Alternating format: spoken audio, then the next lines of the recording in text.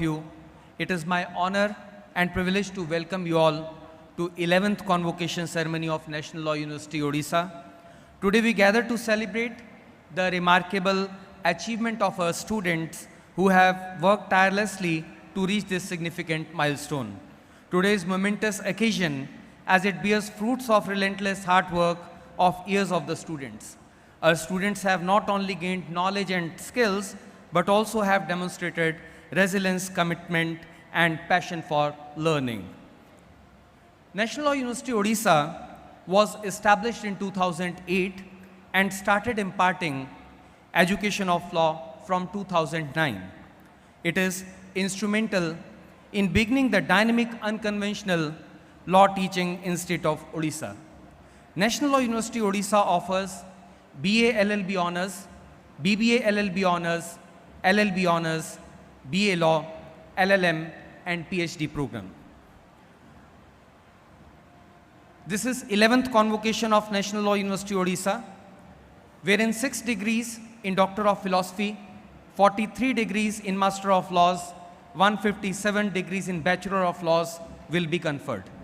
Total 15 gold medals will be awarded.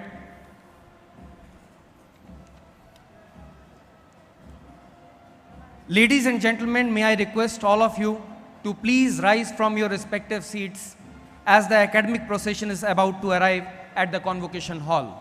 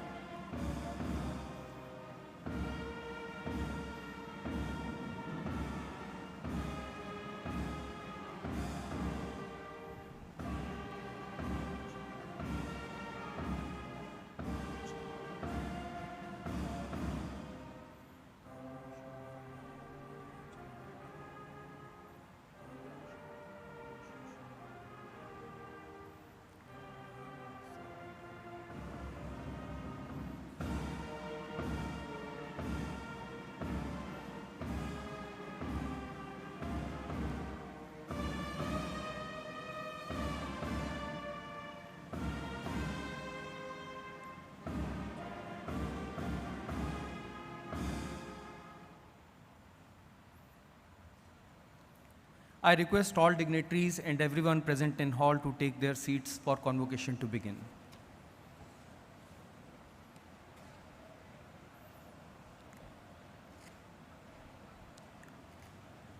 May I now request Honorable Chancellor Sir to present memento to Honorable Chief Guest Dr. Vivek Raghavan, co-founder Sarvam AI.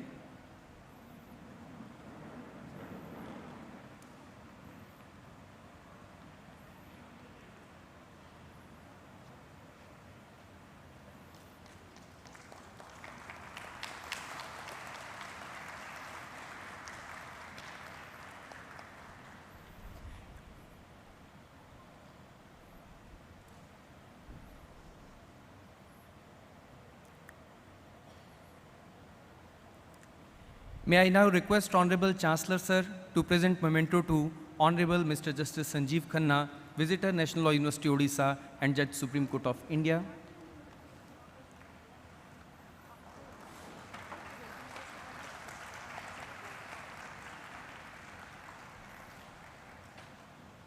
May I now request Honorable Vice Chancellor to present memento to Honorable Mr. Justice Chakradhari Sharan Singh, Chancellor, National Law University, Odisha, and Chief Justice of High Court of Odisha.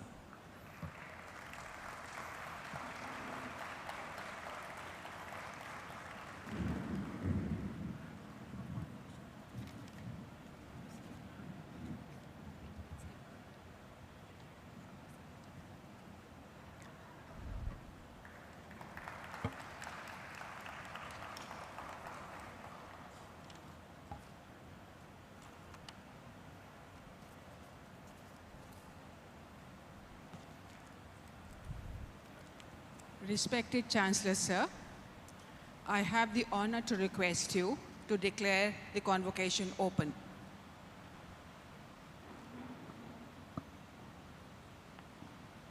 I now declare the convocation open.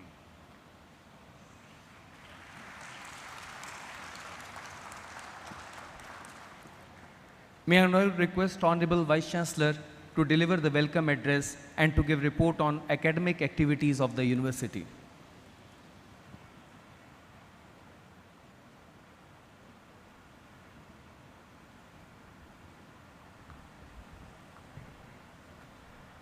Honorable Justice Shri Sanjeev Khanna ji, Judge of the Supreme Court of India and the Visitor of NLUO, Honorable Justice Shri Chakradhari Sharan Singh ji, the Chief Justice of Odisha High Court and our esteemed Chancellor, and Dr. Vivek Raghavan ji, the Chief Guest of our convocations, co-founder of Sarvam AI, all the Honorable Judges of the Odisha High Court present, members of the General Council, Academic Council, and Executive Council, and other dignitaries and guests, members of the media fraternity, all the invited guests, our graduating students, and their proud parents. Namaste. Namaste. Namaste once again. Now I hear. It gives me immense pleasure to welcome you all to the 11th convocation of the National Law University Odisha on my behalf, on behalf of the teachers, administration, students, and all members of the NLUO fraternity. Honorable Justice Shri Sanjeev Khanna ji is a moniker for the progressive outlook and legal acumen whose heart lies in the welfare of poor and the marginalized. We thank you especially for your interest and engagement with NLUO. I must inform this august gathering that Justice Khanna took special time off to meet with our students despite his hectic meetings with NALSA, Odisha High Court, and prison visits. I welcome you to this convocation with great sense of pride and joy, Justice Khanna. Our Chancellor, Honorable Shri Justice Chakradhari Sharan Singh ji, is an epitome of humbleness despite the high position he holds. He is always happy to come to the NLUO campus and is readily available for guidance and advice as and when required. It's my personal pleasure to welcome you on this joyous occasion, sir. In this day and age in which AI is taking over the world and AI skills are determining employability, we are thankful to Dr. Vivek Raghavan, co-founder of Sarvam AI, for accepting our invitation to be the chief guest for the 11th convocation. We look forward to we look forward to learn from Dr. Raghavan the limits and prospects of AI in education. We heartily welcome the members of the General Council, Executive Council, Academic Council of NLUO. My special welcome to all the members present today in the convocation. Shri Sitanshu Mohan Dwivedi, Chairman, Bar Council of Odisha, Honorable Justice Sanjeev Panigrahi Ji, Judge of Odisha High Court, Shri Surya Prasad Mishra Ji, former Advocate General of Odisha, Shri Suryakant Padhi Ji, Senior Counsel, Professor Jaideep Patil Ji, former Dean School of Law at Subha University. It's a great pleasure to welcome Honorable Judges of the Odisha High Court, officers of the government, distinguished guests, our graduating students, their parents, and all other present here on the occasion of the 11th convocation of NLUO. I stand here to welcome you all on this 11th convocation. Now I seek special attention of the graduating students. In mathematics, 11 is the first digit palindrome that is read the same and valued the same both ways. I believe and pray that our students at NLUO graduating today in this 11th convocation, just like the number 11, will live your lives like palindrome, living your education, academic excellence, and values equally inside and outside the campus, on and off the examinations, at home and in society. I believe that the graduating students in this 11th convocation will remember this great responsibility and legacy that they will carry for the rest of their lives.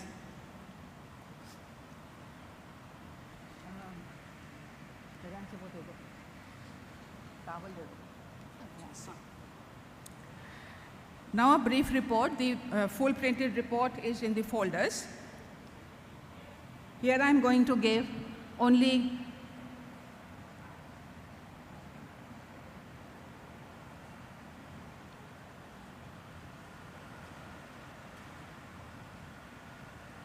so the full report is in the folder. I'm giving here just the highlights. The National Law University, Odisha has been instituted to provide excellent legal education to transform our students to become legal eagles with the knowledge, skill, attitude, and ethics to survive and thrive in the trenches of legal profession. In addition, we instill the values of constitutionalism, justice, rights, and humanity into our students. We want them to be great professionals and also great human beings who do their bit for themselves, their families, state, society, and humanity.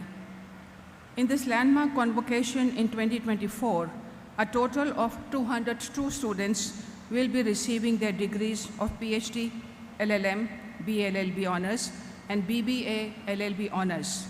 Today, 103 young women and 99 young men will be receiving their degrees. On the recruitment front, out of the 70 students from the batch of 2019-2024 who participated in the recruitment process, 80% of them received placement or long-term assessment internships. The highest package stood at 12 lakhs per annum, while the median stood at around 12 lakh per annum. In this year, we saw 7 students making it to the state judiciary and 2 students clearing the central civil service examinations, respectively.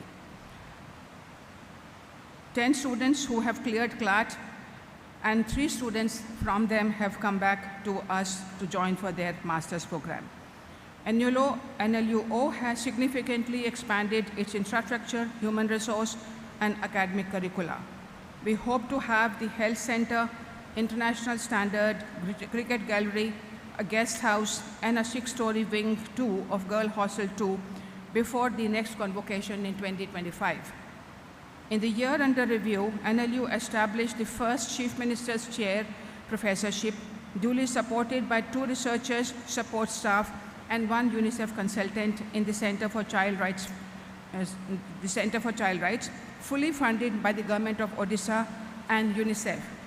This is a unique achievement of NLUO, Nowhere else in the country this support is provided to chair professors.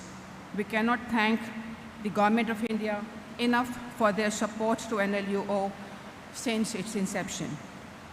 NLUO admitted the third batch of the BA Law program through the SAM portal, and the second batch of students of LLB 3-year through national level entrance test held at 4 different locations in India. Out of 531 applicants, 430 took the entrance test for the 60 seats in the LLB 3-year course. I'm happy to inform that almost all the seats are filled up despite they not having a compulsory space in the hostels. Significant expansion in the child rights area include the 9th International Conference of Society of Child Indicators held in February 2024, attended by 86 delegates from 24 countries. NLUO showcased its poster on media scan. It also released the book Kaleidoscope of Children, Issues Through the Lens of Youth, containing students' research articles, and 10 fun books on 10 articles of UN Convention on the Rights of the Child. NLUO's commitment to community outreach continued with its various activities in the adopted villages through Project Kutum. The activities in this year include talent hunt, financial literacy program, vulnerability mapping, stress testing of tools, repair of the roof of the primary school, and inclusive sport activities. In the NIRF NIRF India ranking 2024, NLU improved its ranking to 27.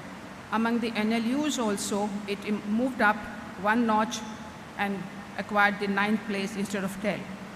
We have also successfully renewed the ISO 19215 certification. Significant progress was made in the area of research publications, projects, fellowships, awards, and conference participation by the NLU faculty.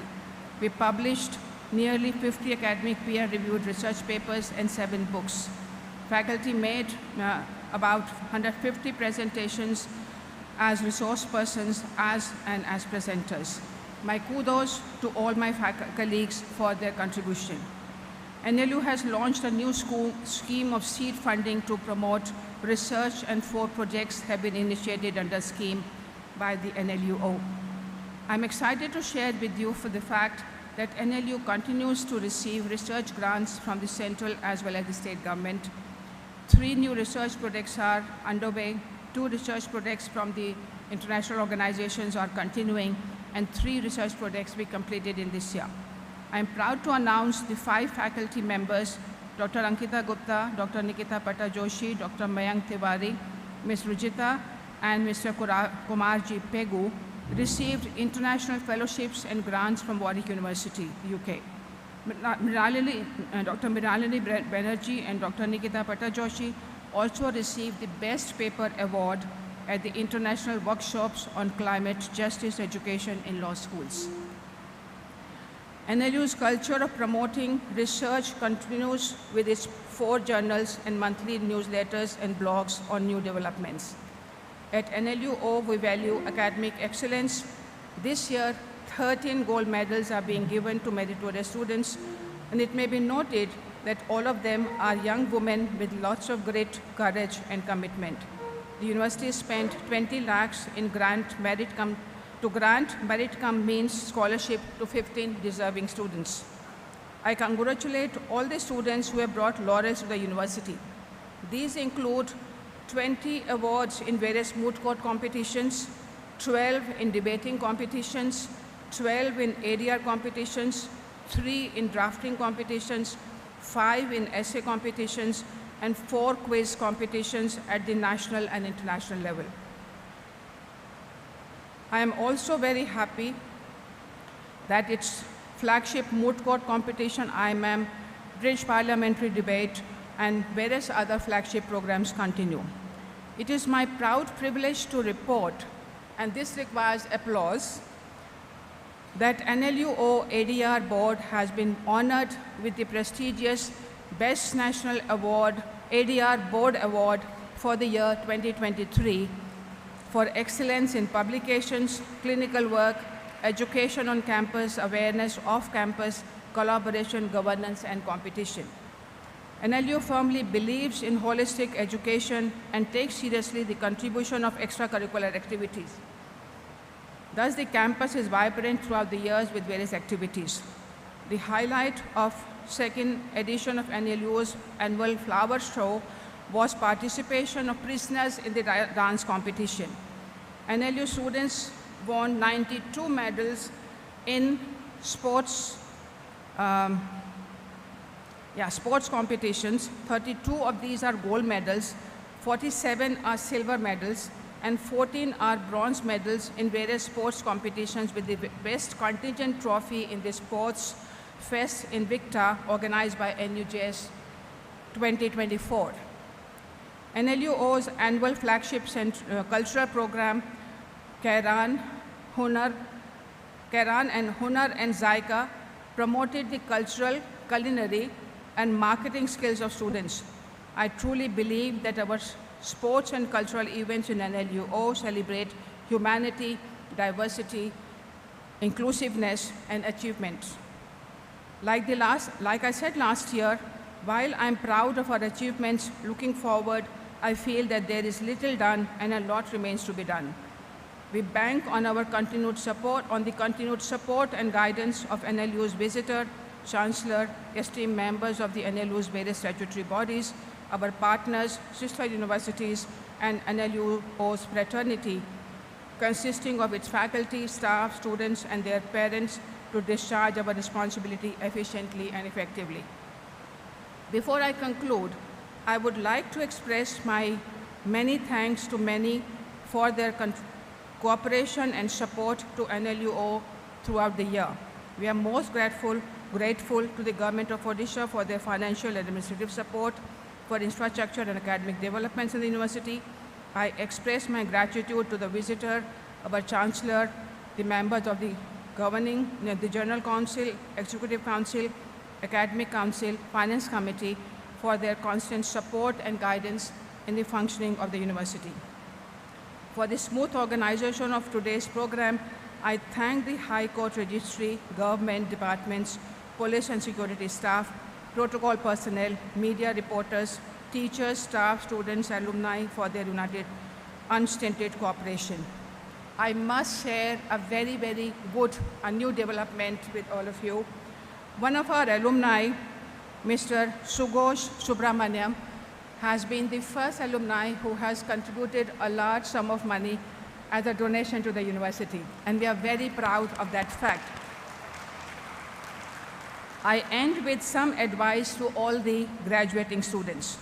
Uphold and promote the vision of NLUO with your empathy to the marginalized, professionalism in your workplace, and integrity and sincerity in your personal and professional life. You are the ambassadors of NLUO.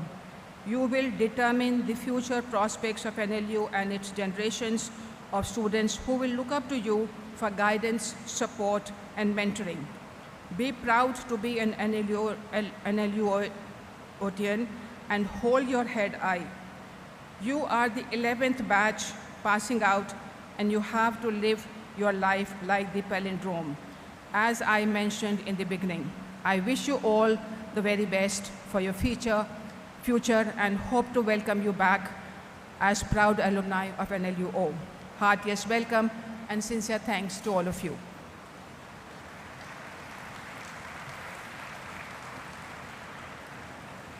Thank you, ma'am. It is now my honor to introduce our guest on the dais. Our chief guest of the convocation is Dr. Vivek Raghavan, co-founder Sarvam AI. He is an entrepreneur, technologist, and builder of digital public infrastructure. Dr. Raghavan co-founded Sarvam because of his belief that generative AI has potential to impact the life of all Indians. He has had the privilege of being part of many population scale initiatives over the past decade and a half. Dr. Raghavan played a key role in design, implementation, and scale out of all technology platforms, and very importantly, Aadhaar, the world's largest identity program. More recently, He was chief mentor to AI for Bharat and advisor to Bhashini to build open source databases, models, benchmarks in Indian languages. He holds an MS and PhD in electrical and computer engineering from Carnegie Mellon University and a BTech from IIT Delhi. We have with us Honorable Mr. Justice Sanjeev Khanna, Chancellor, National Law University, Odisha, and Judge, Supreme Court of India. Justice Khanna enrolled as an advocate with the Bar Council of Delhi in 1983 and began his practice in District Court at Delhi. He regularly appeared in High Court of Delhi and tribunals in fields as diverse as constitutional law, direct taxes, arbitration, commercial matters, company law, land laws, environment, pollution laws, and medical negligence. Justice Khanna got elevated as Additional Judge of Delhi High Court in 2005 and was made a permanent judge in 2006. Justice Khanna was elevated as a Judge of Supreme Court of India in January 2019. He has delivered many remarkable judgments, including judgment on electoral bond scheme, abrogation of Article 370, validity of unstamped arbitration agreement, and power of Supreme Court to dissolve the marriage on irretrievable breakdown, etc. May I now introduce Honorable Mr. Justice Chakradhari Sharan Singh, Chancellor, National Law University, Odisha, and Chief Justice, High Court of Odisha. Justice Singh was enrolled as an advocate in 1990. He practiced mainly in service, constitutional, and criminal matters, and also dealt with the cases under central excise, customs, and labor laws. He was designated as senior advocate in 2010. Justice Singh was appointed as an additional Advocate General, Government of Bihar in December 2010 and continued as such till his elevation as an additional judge, Patna High Court in April 2012. He was the acting Chief Justice of Patna High Court from February 2023 to March 2023. Justice Singh became Chief Justice of High Court of Odisha in February 2024. Justice Singh has delivered many landmark judgments like clarification on Revenue Officers Revision Power under Bihar Tenancy Act, necessity of inquiry for land transfers under Bihar Land Reforms Act, mandating prompt action by authorities against public nuisance and encroachment, etc.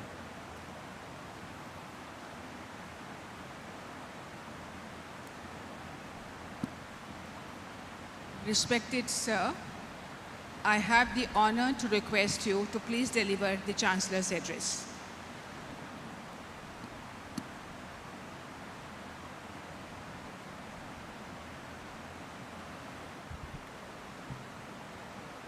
Honorable Sanjeev Khanna, Judge Supreme Court of India, Executive Chairman, National Legal Services Authority, and most importantly, the Visitor National Law University, Odisha. Dr.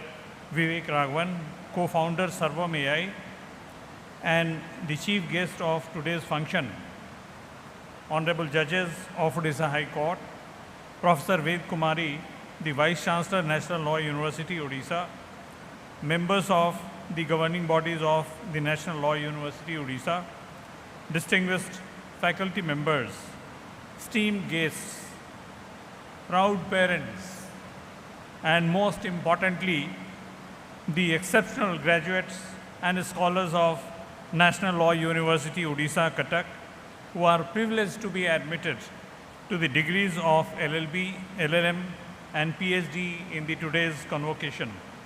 Ladies and gentlemen, a very good afternoon to all of you. In the first place, I congratulate the young students of National Law University for successfully completing the rigorous academic journey at one of the most prestigious law schools of the country.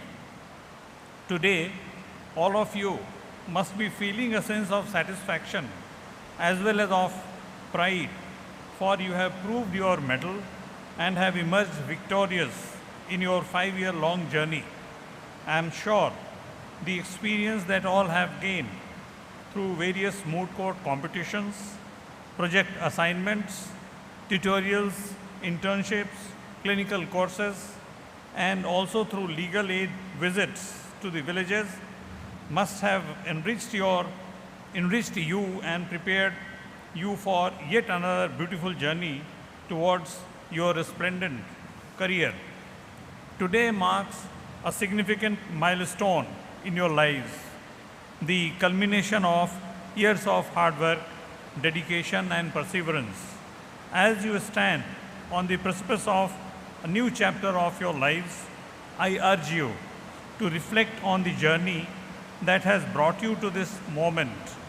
Throughout your time here, you have not only gained knowledge of law, but you have developed a deep understanding of the principles that govern our society.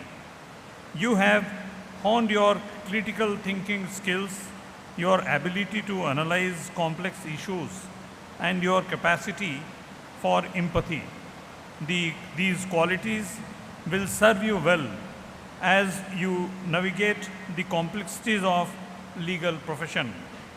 But beyond the technical skills you have acquired, remember the values that underpin the practice of law: justice, integrity, and compassion.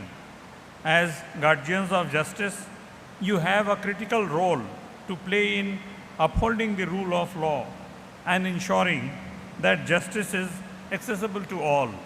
As advocates for your clients, remember the importance of your critical conduct and zealous representation. And as a member of society, strive to use your knowledge and skills to make a positive impact on the world around you. You have, however, to develop skills in many a field, for law is an all-encompassing canvas. The world which you have inherited and going to live is a legalized world, and I may say with emphasis, you have to live with excellence and not with the proclivity of survival. As you leave this institution and venture into the world, remember that you are not alone. You are part of a community of legal scholars, practitioners, and advocates who are dedicated to upholding the principles of justice and rule of law. Lean on this community for support, guidance, and inspiration as you navigate the challenges and opportunities that lie ahead. Some of you might feel fatigued by arduous lectures and academic pressure at your law school and think that you have had enough and it's time to rejuvenate. I fully endorse this sentiment. Balancing mind and body fatigue is crucial for overall well-being, especially for the people in legal and teaching profession. Here are some tips to redress these issues. Prioritize self-care. Make sure to prioritize self-care activities such as exercise, meditation, proper nutrition, and sufficient sleep to keep both the mind and body in good condition. Set boundaries. Learn to set boundaries and manage your time effectively to avoid burnouts. It is important to know when to take rest and when to focus on work. Practice mindfulness. Incorporate mindfulness practices into your daily routine to help manage the stress and improve focus. Mindful techniques can help bring awareness to your mind and body, allowing you to better address fatigue. Stay connected.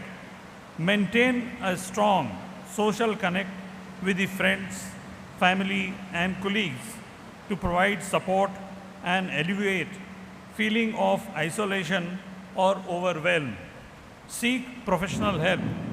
If fatigue and stress become overwhelming, don't hesitate to seeking help from a therapist or a counselor who can provide strategies to manage stress effectively. Remember, it is important to listen to your body and mind and take proactive steps to maintain a healthy balance. The future of legal world is in your capable hands. Embark on this next chapter with courage, integrity, commitment to excellence. I have no doubt that each and every one of you will go on to achieve great things and leave a lasting impact on the world. I convey my best wishes to the faculty members of the university who have always kept the flag of this premier institution flying high, the proud parents of the graduating girls and boys. I congratulate you all on this day when your children's graduating hats are sending the message loud and clear that they have become responsible grown-ups and we should trust them in the pursuit of their distinct endeavors. I would conclude by quoting two lines of a poem, Going Down Below on a Bicycle, by Henry Charles Beeching, who climbs with toil, wheresoever shall find wings waiting there.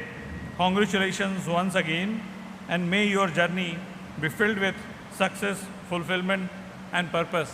Thank you. Jai Hind.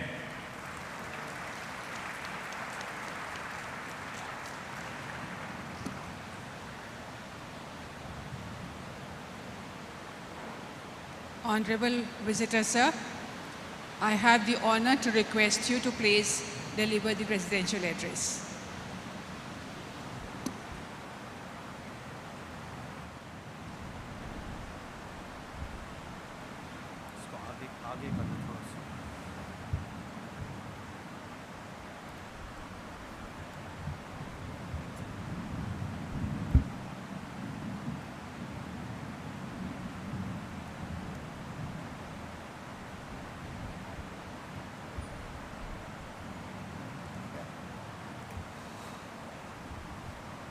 Namaskar and good evening. Mr. Justice Chakravarti Sharan Singh, Chief Justice, Odisha High Court and Chancellor, National Law University, Odisha. Dr. Ved Kumari, Vice Chancellor, National Law University, Odisha. Dr. Vivek Raghavan, Co-founder, Arvam, Artificial Intelligence. Judges of the Odisha High Court, members of this faculty, graduates, parents, younger students. It's an honor and a pleasure to be here at an educational institution, especially on this day of celebration and reflection for all fresh law graduates. You have spent years studying, analyzing, grappling with complex legal theories, cases, and statutes. You have learned the language of justice and mechanics of our legal system. Now you are prepared to step into the world that desperately needs your passion, intellect, and commitment.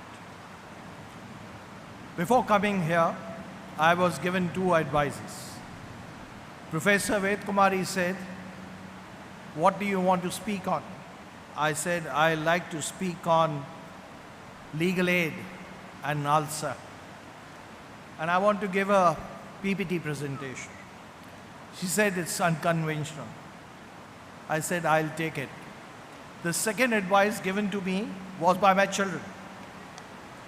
They reminded me, as students, we never liked being sermonized and preached. I said, "I've been a judge for too long.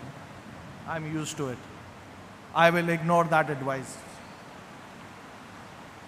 But then, on reflection, I feel that perhaps my children were correct, but the first advice given by the Vice Chancellor, I'm going to ignore. The second advice reminded me of something. What is the role of education?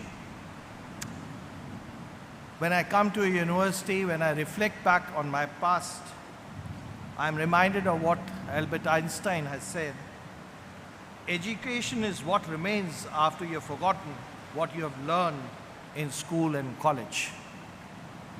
What does it mean? Education is not just earning a livelihood or making a person. Education develops personality, promotes corroborative thinking, builds organizational skills, enhances political reasoning. And that's the reason why I am going to talk about NALSA and legal aid. Let me begin by showing you the slides is not coming.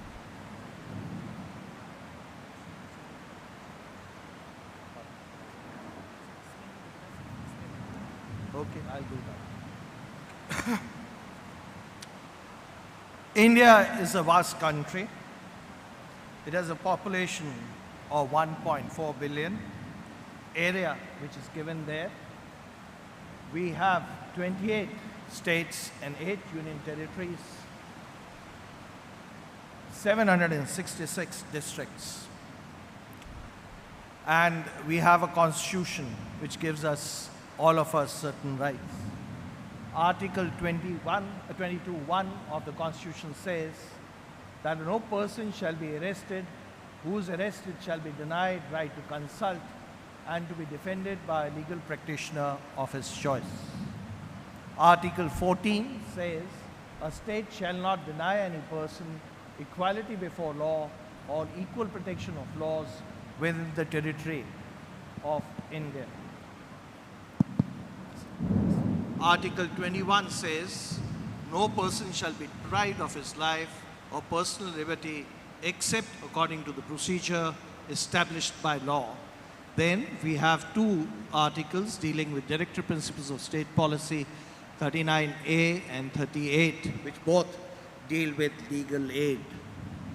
In consonance with all this, let us remember that there are 3 parts to government: legislature, executive, and the judiciary.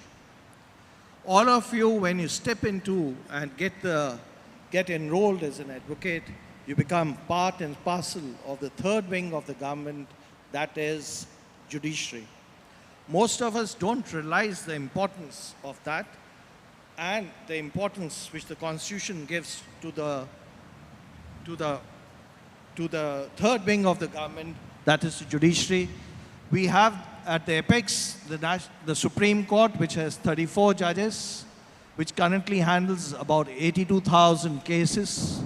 We have the high courts with the current working strength of 754 judges, which handles about 6.1 million cases. And then we have the district courts, which in the districts and talukas with about 21,000 officers handling about 44 million cases.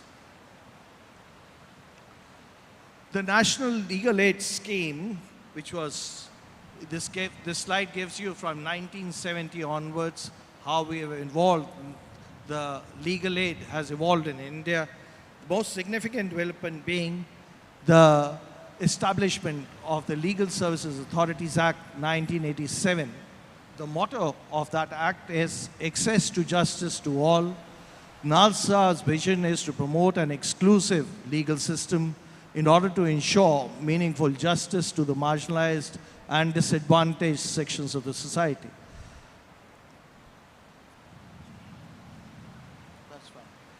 This gives the framework of the entire NALSA setup. I'm going to skip this.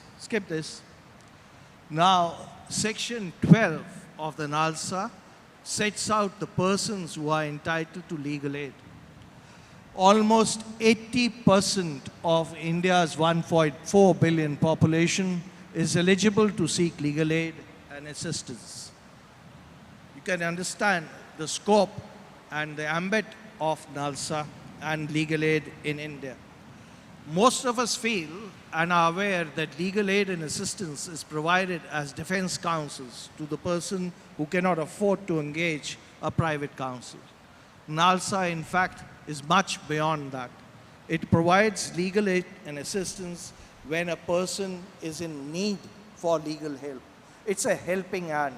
Not only do we provide legal aid to those who are accused in a matter, we are providing in the same case legal aid to the victim, to the witnesses, and others, including the family members of the accused. Why legal aid? I've already referred to the constitutional mandate in terms of Article 14, 21, 22A, 38, and 39A.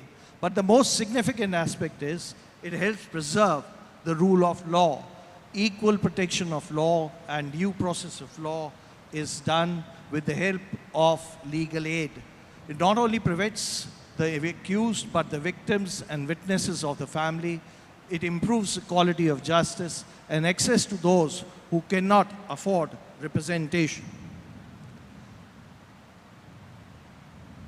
In other words, as far as it checks the arbitrary use of power, checks the investigating process, improves quality of justice, it builds confidence and credibility in the legal institution.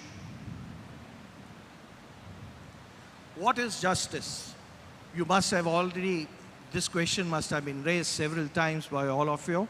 As far as justice can have different meanings and has different connotations depending upon a fact situation, what subject matter you're dealing with, what issue is before you. But as far as NALSA is concerned, justice in one sense can be described as the existence of rules that provide a right to fair and just decision. Rules that provide an equal and a fair opportunity of winning against the most powerful and against the state itself. Access to justice are two invariably intertwined and inseparable, as there cannot be any justice without equal access. There are three prongs to access to justice. One is legal awareness and literacy. The second is legal representation. And the third is legal advice and assistance. As far as all the three are concerned, we are concerned with easy access, early access, and quality of access.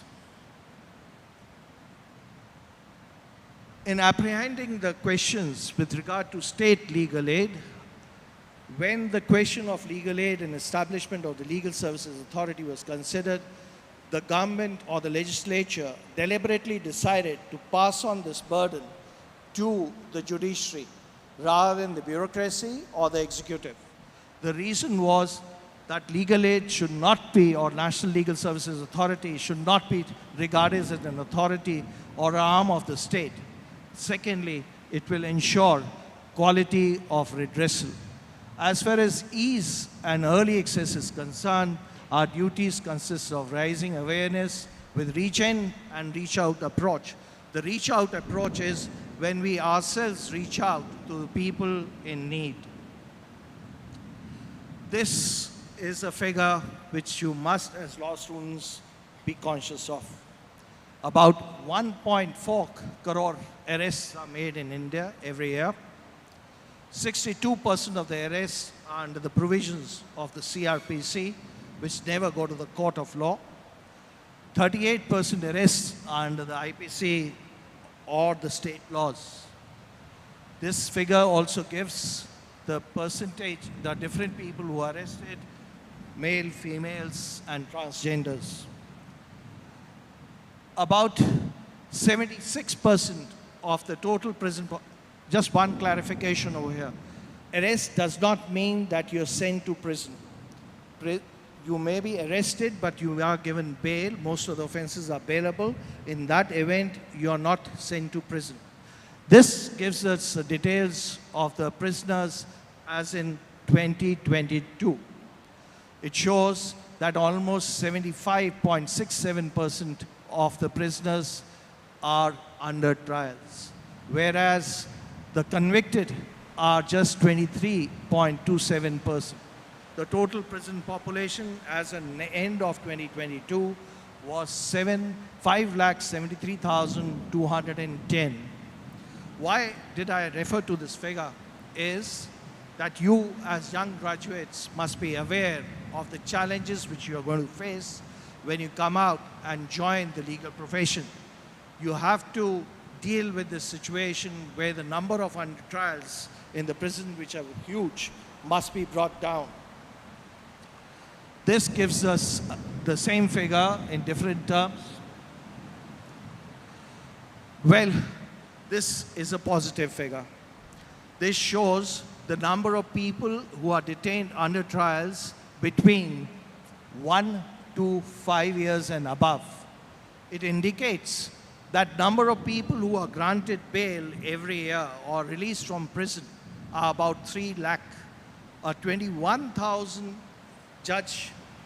district judges are releasing about 3 lakh people from the jail within a period of 0 to 1 years.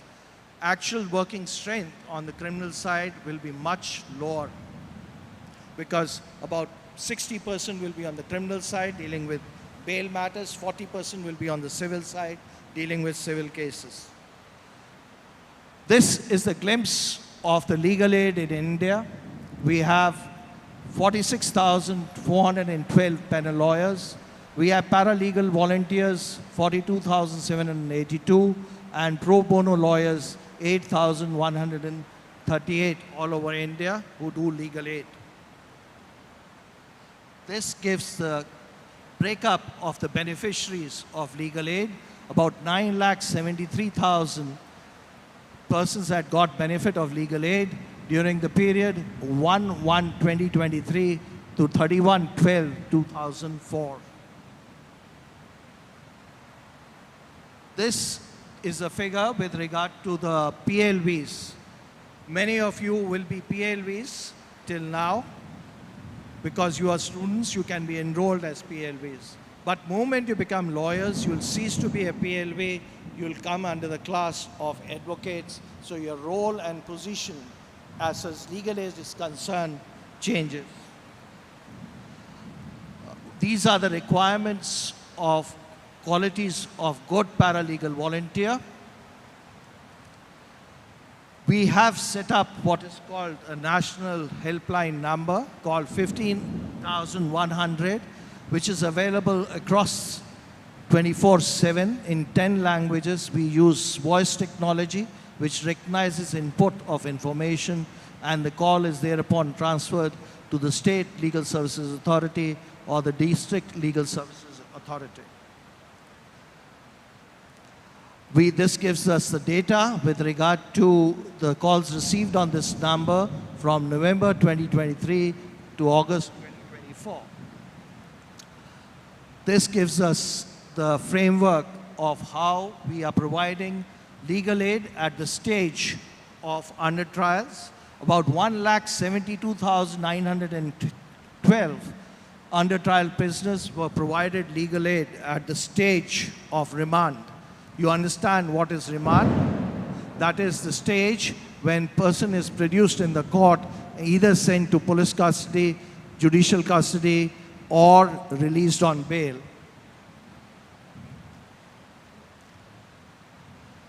This is something which should be of extreme interest to all of you.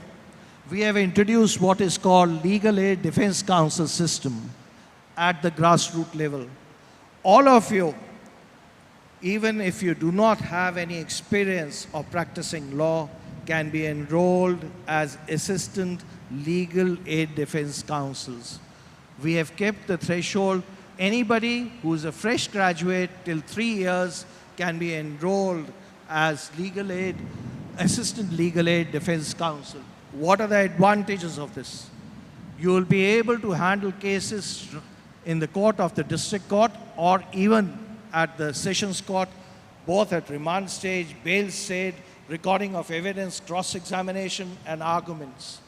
You get first-hand right, or you will be having an opportunity to deal first-hand with all criminal matters at the right from the date you are enrolled as an advocate. Practice, that's why I said assistant legal aid defense counsels. The number we have presently in India is 1331. Practice in criminal law from 0 to 3 years. The requirements are mentioned over here. This gives us the pan-India data with regard to the cases handled by the LACs from April 2023 to March 2024. We have issued several directions. Supreme Court has issued several directions with regard to release of prisoners. One of these is order dated 5/2/2016 and so forth. I'll cut short my PPT presentation for the time being and tell you the reason why I have spoken about the legal aid. Unfortunately, in most of the universities, we are not talking about legal aid. This is a field which is vast open. It's a field which is waiting for youngsters to come in. It's a field which gives you an opportunity to handle criminal cases right from the time you are enrolled as an advocate. Take advantage and benefit of this provisions of the LDCS schemes. I'm looking forward to best students coming in and joining as assistant legal aid counsels. It'll give you an opportunity to work under the Chief Legal Aid Defense Counsel, Deputy Chief Legal Aid Defense Counsels, who will help you and guide you, understand the nuances of the criminal law. Also, you get a big opportunity to deal with the state of society which is the most deprived, which is the most backward, which requires legal aid and assistance from youngsters who are committed to good causes, who want to contribute to the society and leave a benchmark. We have also set up what is called Under Trial Review Committee, which examines the details of all prisoners who are inside and whether they fulfill the requirements for grant of bail. The committee consists not only of the district incision judge, secretary DALSA, district magistrate, superintendent of police, superintendent of all jails, who are members of these committees. These committees meet from time to time. Monthly is the requirement, or even earlier, and they send the details of all those persons who are inside and deserving bail. So those cases are handled, or cases where bail has been granted but onerous terms and conditions have been fixed to reduce the terms and conditions of grant of bail. There are 14 categories of cases which have to be reviewed by under trial review committees.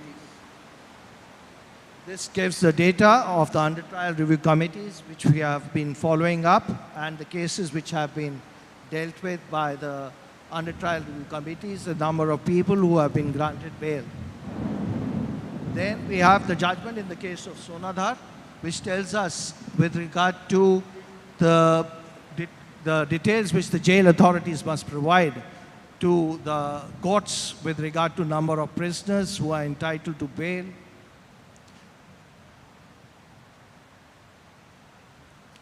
Then Satyendra Kumar Antil is again a decision of the Supreme Court which lays down when bail should be granted and ensures that persons who are deserving bail are not kept behind.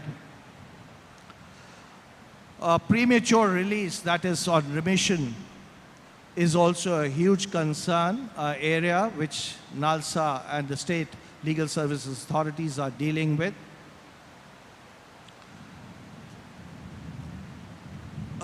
This gives us the status report of the Prison Statistics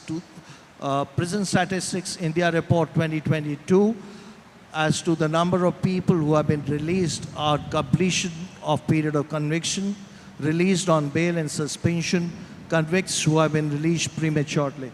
The figure of the accused released prematurely is rather low, 5,035. So this is an area on which we have to work. This open prisons is a concept which has come about.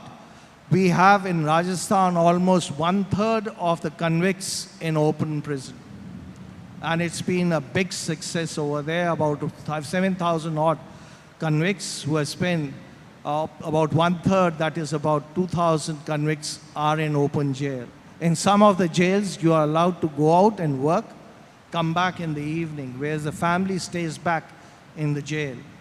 It's been a huge success. I'm told and informed that they are not, most of them who have come out from the open jail are not repeat offenders. Similarly, in Kerala, We have one open jail, which has been very successful to the extent that people are not ready to move out. They feel the environment in the open jail is neutral. They give them respect. You're treated in a manner not as an ex-convict, but as a co-citizen.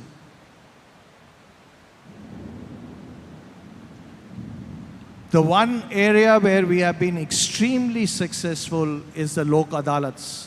Lok Adalats in India are very, very successful. Almost 7 to 8 crore cases every year are decided in Lok Adalat. Imagine if those cases come to the courts, what will be the position?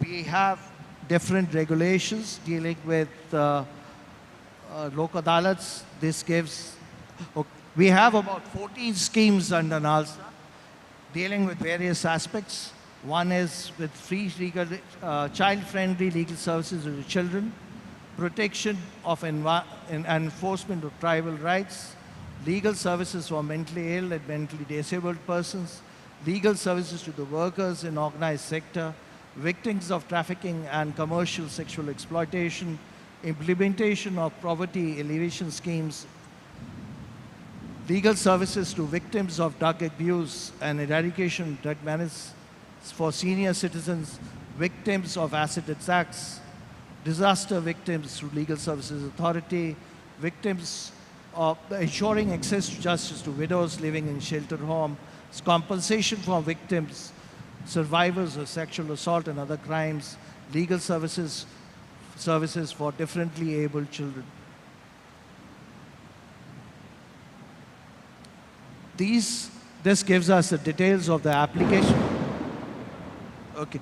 Perhaps they don't want me to continue any. Okay. This gives the details of the applications received under the Victim Compensation Scheme from January 2023 to December 2023. This slide gives you details of the hostile witnesses and the data which we have collected, on the basis of which we provide victim protection, witness protection. This Restoring the Youth campaign specifically deals with Juvenile Justice Act. We have been constantly moving and ensuring. In fact, the figures all over the world show mediation is the most preferred mode of settlement. We have, under the Commercial Courts, Commercial Divisions Act, mandatory mediation under Section 12A. Figures have not been very good, but there is a huge upward trend in mediation. You can see in 2019 and 20, only 167 cases were settled by mediation under the Commercial Courts Act. The figure has jumped to 7,431 between 2023 to 2024, which means a huge jump. And every year the figure has been going up. This is the figure of mediation in Delhi High Court Mediation Center, which is completely managed and run by the advocates. The success rate is 47.6%. About 16,430 cases have been settled there. The success rate in the District Court Delhi Mediation Center is 68.1%. That means 2,50,967 cases were settled between the period 2005 and 2023.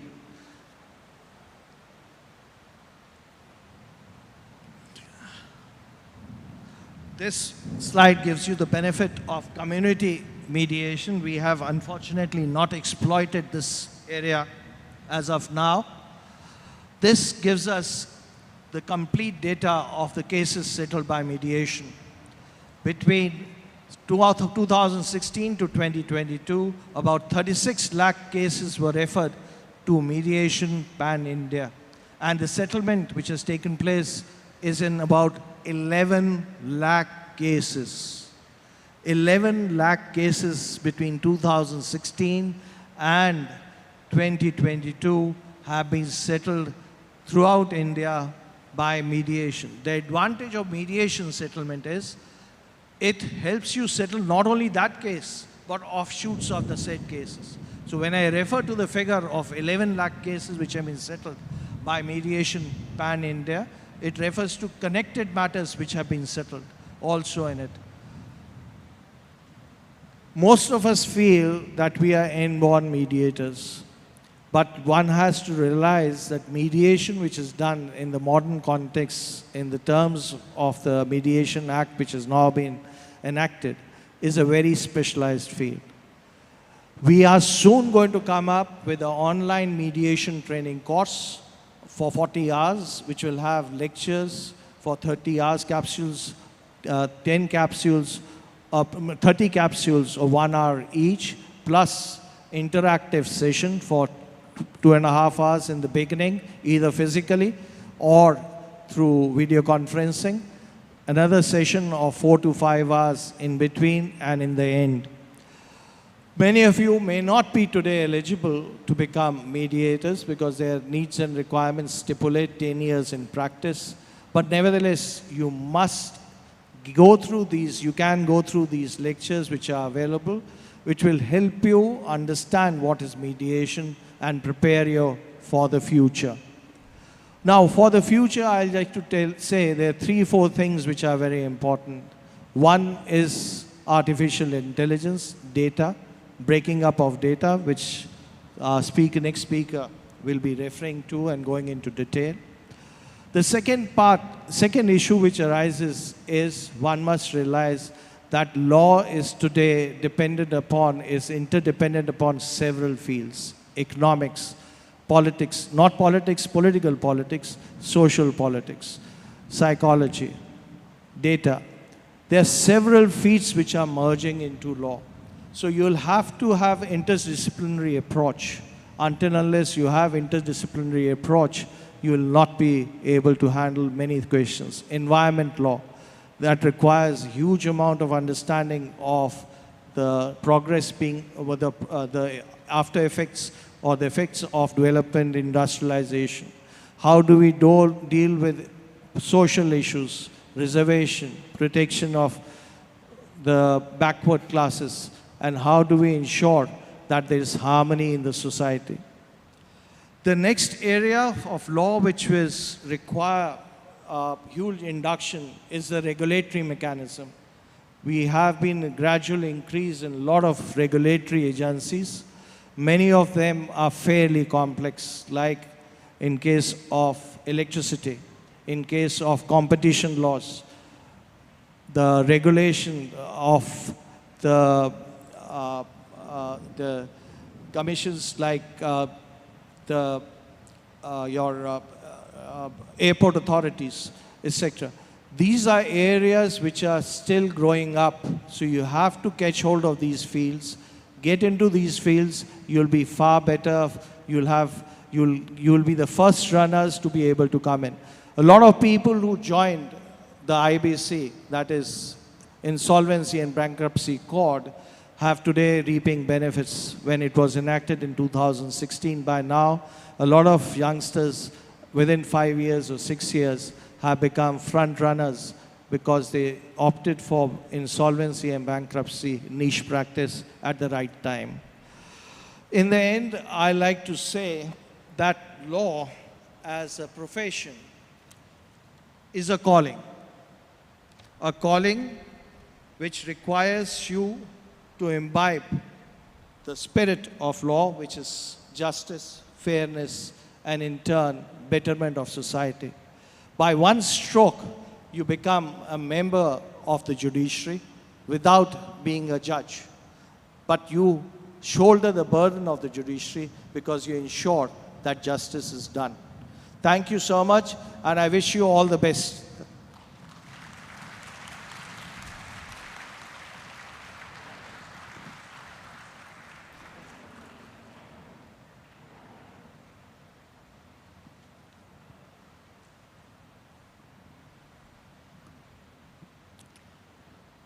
Honorable Chief Guest, Dr. Raghavan, sir, I request you, I have the honor to request you to please deliver the convocation address.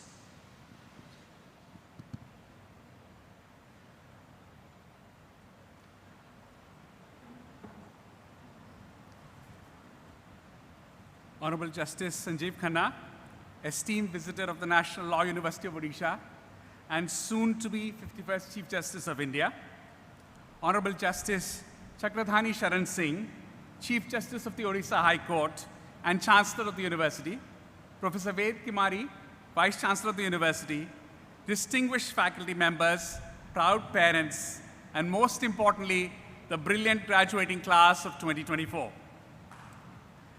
Good evening, and thank you for the privilege of addressing you on this momentous occasion. As I stand before you, I'm reminded of a day when I graduated from engineering college more than 3 decades ago with a mix of excitement and trepidation, as I felt I stood on the cusp of the beginning of my career. I had learned so much in college, but I still felt a little daunted by the vast, complex world that awaited me beyond the halls of learning. Maybe some of you feel this way today. When I received an invitation for this ceremony, I was surprised and a little nervous. I'm a private person who would much rather be solving real problems than making speeches. But we're all born to tell and listen to stories. So let me begin with one that has massively impacted what I'm doing today. In November of 2022, an event happened that I believe has changed the world. ChatGPT was launched, and the news spread like wildfire. I was not a novice in AI, but when I looked at it, I was still blown away with what I was seeing. AI had learned from such a vast amount of information, and it was able to answer questions and solve problems with incredible lucidity. I knew that this was a seminal moment, and things would no longer be the same. The age of AI was well and truly upon us. At the same time, among the many things I was doing, I was working with a group of individuals and organizations focused on creating AI for law and justice, called the Open AI Mission. And from that vantage point, a fear arose in me. Could this just be another technology that's going to increase the digital divide? Whenever there is a technological breakthrough in a world of haves and have-nots, we often end up having digital haves and digital have-nots. Most everyone may benefit, but some benefit exponentially more than others, and the world moves further apart. This time, I chose to deal with the fear head-on. I worked with the team immediately to conceive of something that showed that something like GPT could actually reduce the divide rather than increase it. Quickly, we built something called Jugalbandi, a solution on WhatsApp and Telegram that could allow anyone to talk to and get information and services in their own languages. That helped me restore perspective and remind myself that we are still in charge and we can decide, at least in some part, about how the future can be. Young friends, in my 3 decades of work in technology, I have seen many waves of technology. And apologies for the spoiler, but generative AI, of which ChatGPT is one type, is here to stay. Generative AI technologies have mastered language, both regular and technical, and are going to get better and better and have huge impacts on the way professions such as law are practiced. They will know how to research, review, and write at high levels of proficiency. And that means in coming years, we will have to become a part of how work happens. And in a way, in a few years, we'll be smiling, actually, at the amateurish quality of the early versions of ChatGPT. A day in the life of a legal professional, say in the spring of 2025, will have AI at every turn. Complex information that lawyers deal with, new laws and regulations, client documents and judgments will be discovered and placed at lawyers' fingertips with AI-powered search and document intelligence solutions. A lawyer may start her day by drafting by instructing an AI to build a draft, whether it is a special leave petition, a shareholder contract, or a bail application. Later in the day, when she's figuring out which clauses to negotiate with a counterparty, the lawyer can get an assessment from an AI solution about how robust, gets an assessment and build a better strategy. If she's a litigator and it's time for her to file an application, she can get an assessment of how robust it is and the reliefs she is likely to get from the courts. Her client, a nonprofit representing migrant workers, can get regular updates on where the application is without having the lawyer do much more. Some people have argued it is like every lawyer having a paralegal, but I think it's much more. Every lawyer will have a suite of paralegals, or seniors, or technical experts, whatever they need, whenever they need it. There may or may not be AI judges in our future. The learned judges can rest easy for a bit, but AI is going to be used in many aspects of the judicial process, assisting the registry, the judicial clerks, the judges, the lawyers, and most importantly, the litigants. AI solutions will be able to collate and find information from all case documents.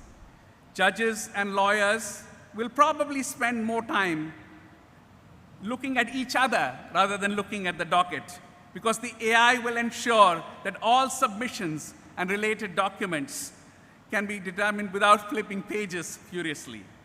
There may be deeper debates on the substantial questions of law, but it will be significantly more informed, as everybody would have gotten access to the critical information. And one day, AI judges may come as well, perhaps not to make life and death decisions, which require human wisdom, but for financial disputes, insurance disputes, and a whole range of others where the assessments can be made with less human factors at play. Litigants will be able to use voice chatbots, sometimes created by the courts themselves, to understand their legal options, the process to be followed, and the status of their disputes. This is vital because often litigants are entirely at the mercy of lawyers and the court processes which they don't understand. You will see two parties who do not understand each other's language speaking to each other using AI in their mother tongues and resolving issues by themselves. And if they are not able to do that, AI mediators and arbitrators, or at least AI-aided mediators and arbitrators built by India's ODR startups, will be available for them to understand their rights and come to a common understanding of justice at a cost which is affordable and a quality which will be envied by the best justice systems. It is important to remember, when this day comes, ushering in new ways of working, the capable lawyer will still be in charge. Just as always has been the case, those who master the use of tools will thrive. This was true with stone tools in the Neolithic age, and it's true with artificial intelligence. The only difference is that with AI, the capable lawyer can actually create 10x the value they were creating earlier for their clients and organizations. After all, now they will have the world's intelligence at their disposal. In 2019, I worked with a group of talented technologists to create Suvas, an AI solution that can translate judgments into many languages. Soon, Suvas-like language solutions will provide real-time translation to litigants and lawyers to navigate the many country languages spoken in the courtroom. In fact, there is already a startup called Teres that has developed real-time AI-powered transcriptions in the Supreme Court. I have no doubt that you'll find a way to harness AI to be better lawyers. But I invite you to harness AI to build a better society, to restore our people and communities to the dignity that they deserve. Let's pause for a moment, for this moment. When someone handles you a Starship Enterprise, you fly to the stars, not to the moon. This year, I wrapped up my various responsibilities and started Sarvam AI, I believe this is a moment when we can build world-class AI solutions out of India, for India, and the world. Solutions that can turn our many languages into our strength and not our weakness. And solutions that ensure that AI applications for education, for agriculture, for healthcare can reach the ones who need them the most. In fact, in 2016, when UPI was launched, for the very first thing, India had built something that was better than anything else in the world, making payments simple and effective for all citizens. But why should we be satisfied with that? Why should we not make everything in India the best in the world? I believe we live in a country where access to justice is still a dream for millions of people. Challenges prevent us from extending the benefits of the rule of law to everyone.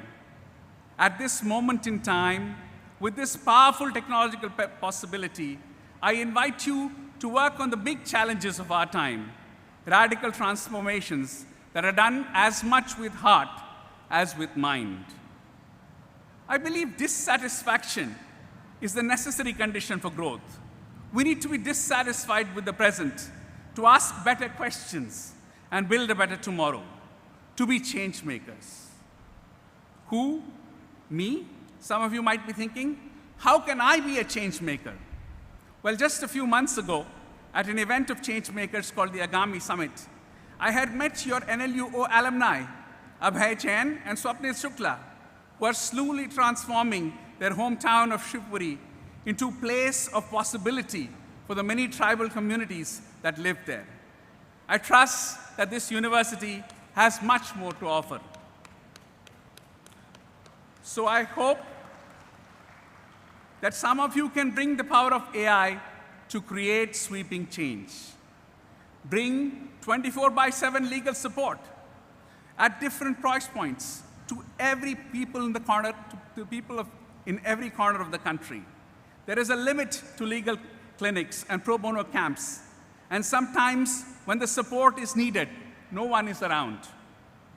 Create tools that resolve disputes quickly and cheaply. These disputes block the energy, happiness, and resources.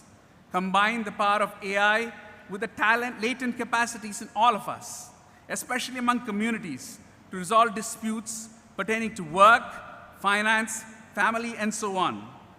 And of course, to make high-quality legal education available to everyone, anytime, in their own language, and make it much more experiential.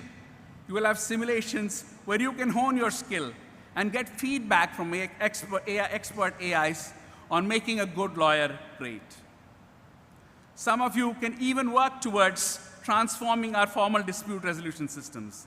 There are already public collectives, such as Pukar, where people are working to reimagine how disputes can be resolved more effectively by creating open data and knowledge, and building reference solutions, and creating digital public goods, infrastructure, and protocols.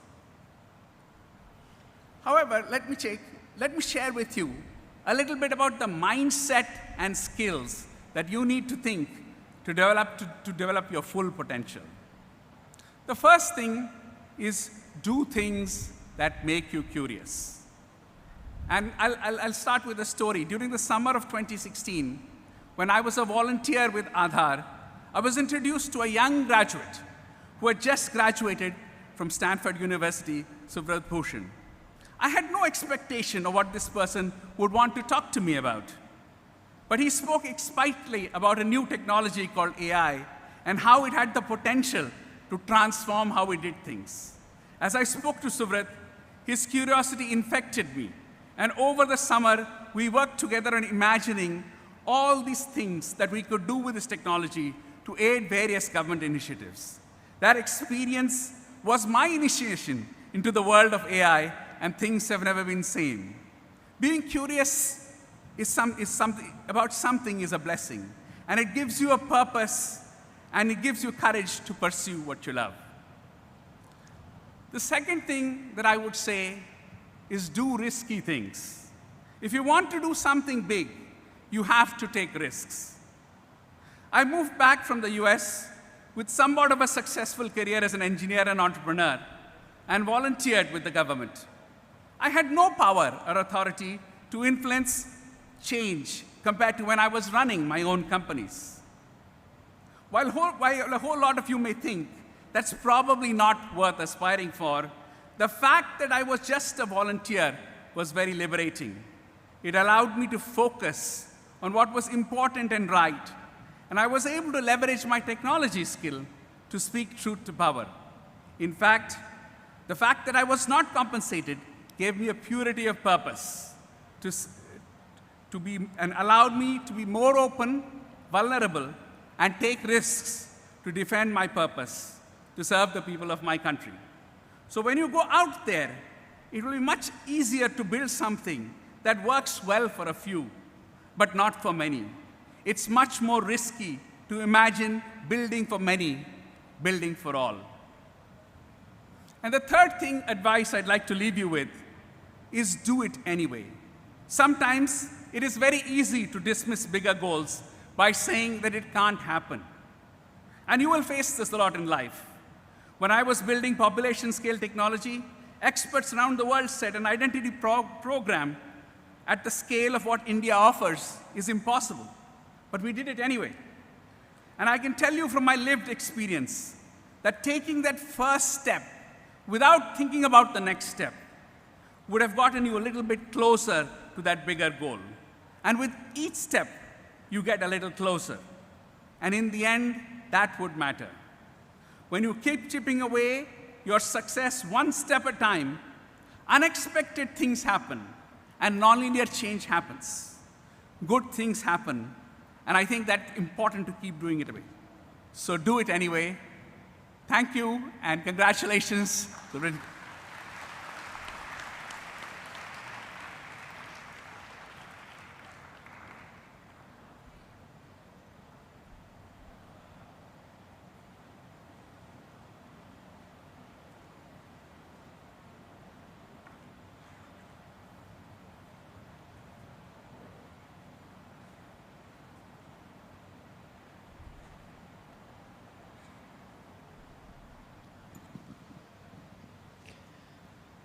Respected Chancellor, sir, I have the honor to request you, sir, to award the degrees.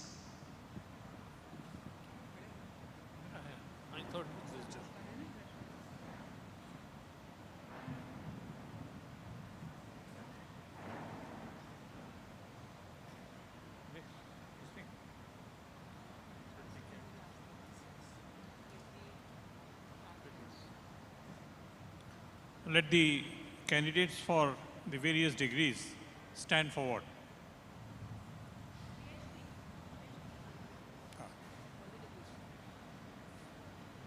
What degree?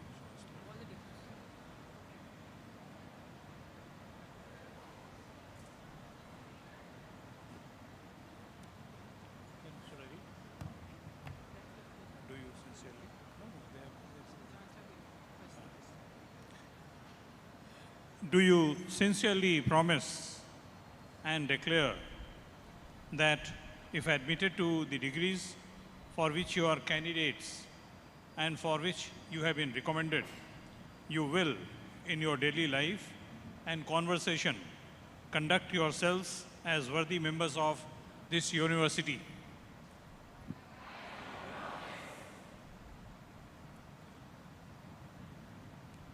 Let the candidates now be presented.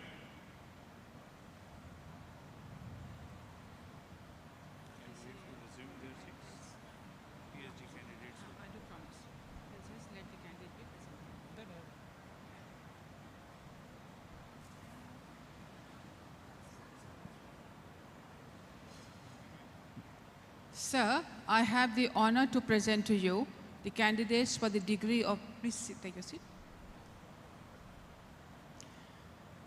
Sir, I have the honor to present to you the candidates for the degree of Doctor of Philosophy. They have been found qualified for the degree of Doctor of Philosophy, to which I pray they may be admitted. Candidates taking the PhD in person will please stand forward.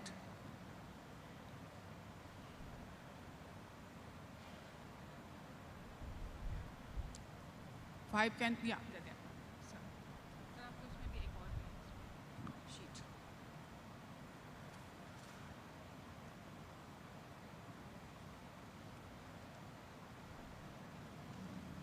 Yeah, this is what you will read now.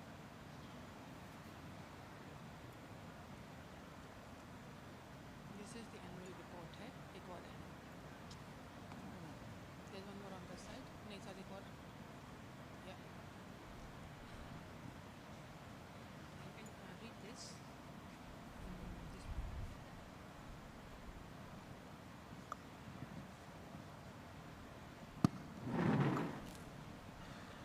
By virtue of the authority vested on me as the Chancellor of National Law University, Odisha, Cuttack, I admit you to the degree of PhD of this university.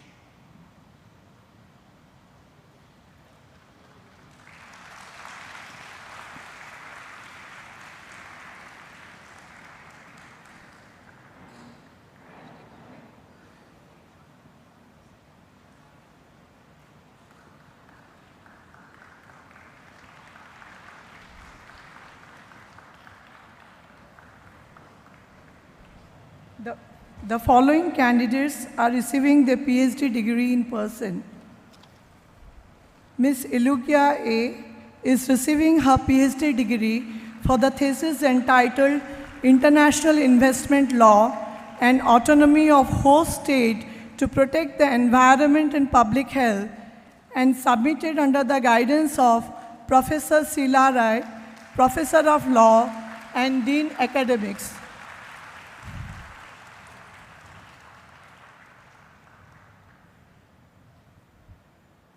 Mr. Ashit Kumar Srivastav is receiving a PhD degree for a thesis entitled Information Privacy and Data Protection Regime in India, a Critical Analysis, submitted under the guidance of Professor Yogesh Pratap Singh, VC, National Law University, Tripura.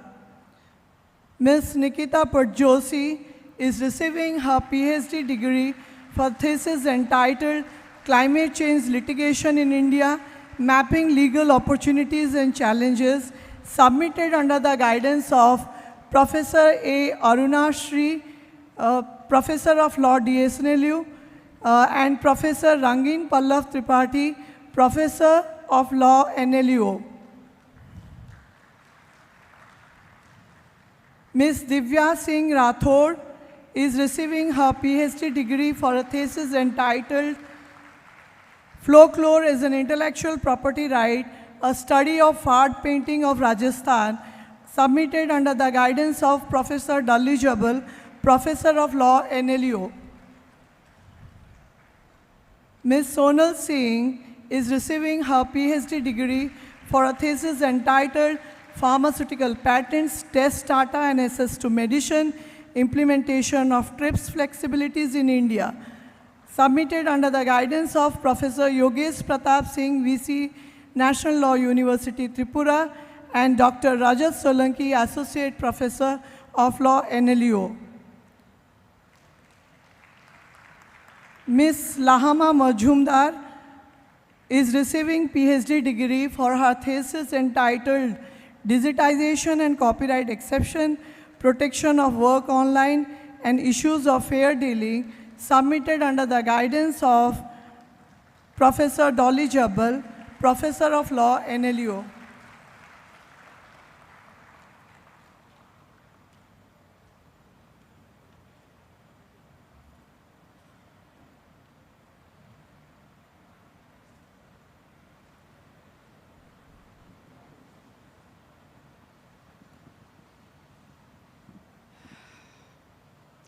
Sir, I have the honor to present to you the candidates for the degree of BA LLB and BBAL.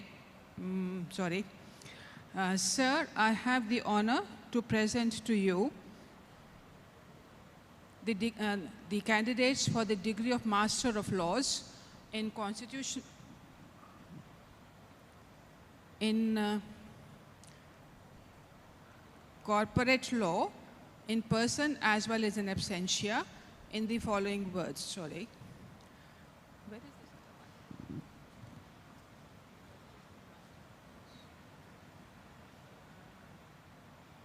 Yeah. Now I'll read the right one. Then you will read this one. Sir, I have the honor to present to you the candidates for the degree of Master of Laws in Constitutional Law. They have been found qualified for the degree of LLM in Constitutional Law, in which I pray they may be admitted. By virtue of the authority vested on me as the Chancellor of National Law University, Odisha, Cuttack, I admit you to the degree of LLM in Constitutional Law of this university.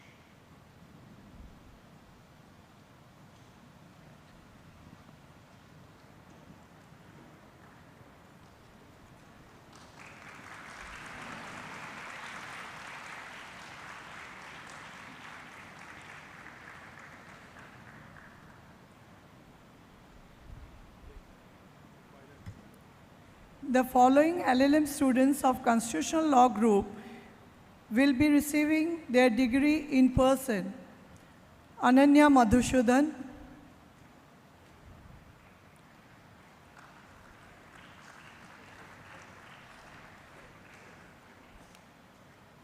Barnali Majhi,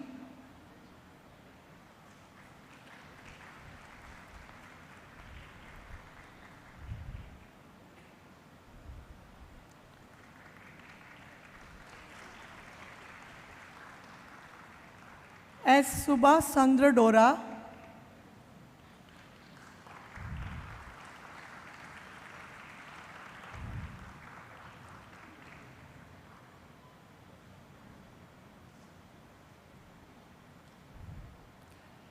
Hema Vishwas,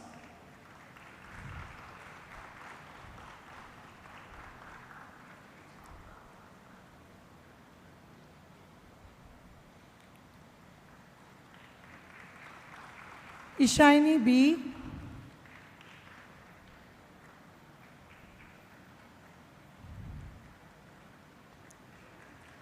Pujarani Behera,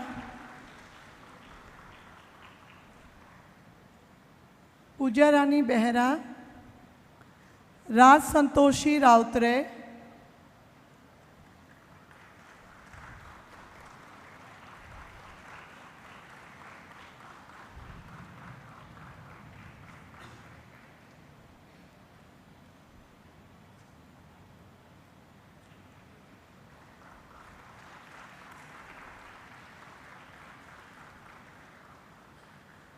Sibasankar Panda,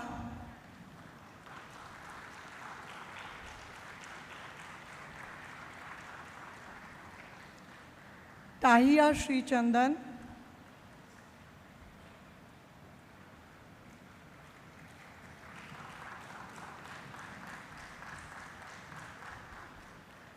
Thomala Yagoshri,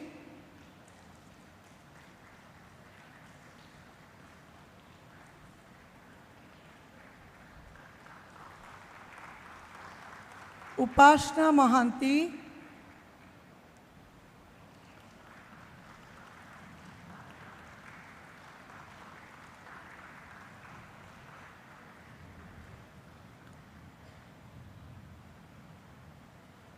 Urmi Panwar,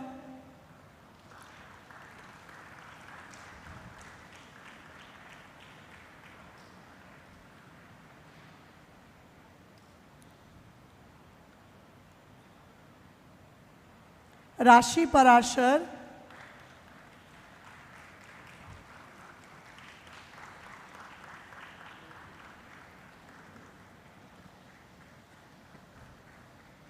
Nilima Murmu,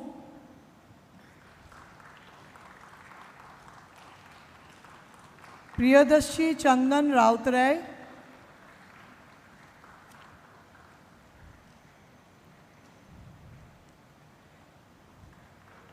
the following LLM students of Corporate Law Group are receiving their degree in person. Corporate Law Group, are receiving their degree in person. Kinjal Ora,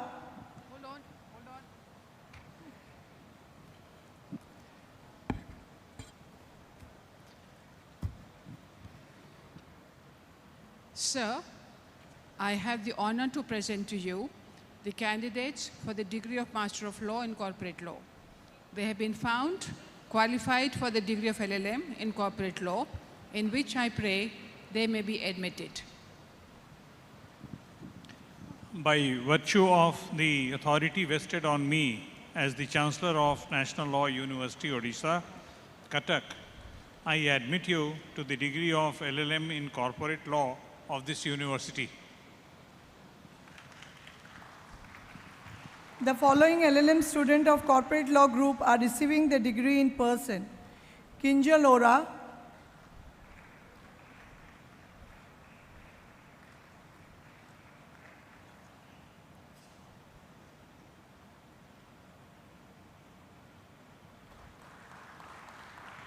Kritika Krishna Anjana,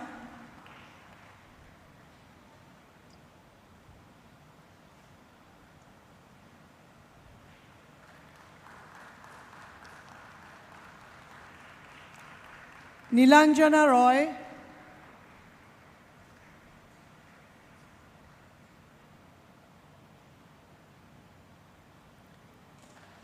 Sanjeev Kumar Samal,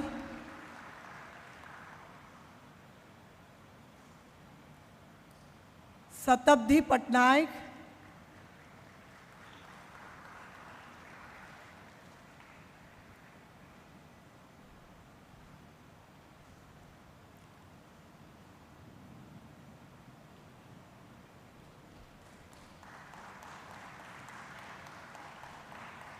Somnath Sarangi,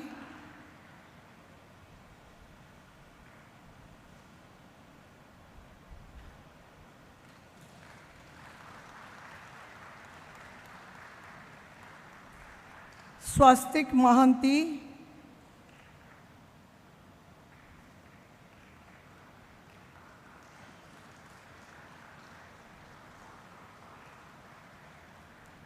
Susri Shabani,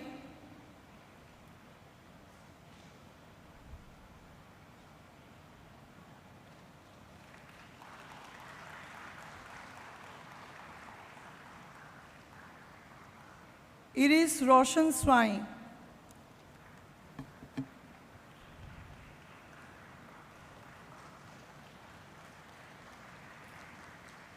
the following LLM students of both Constitutional and Corporate Law Group are receiving their degree in absentia.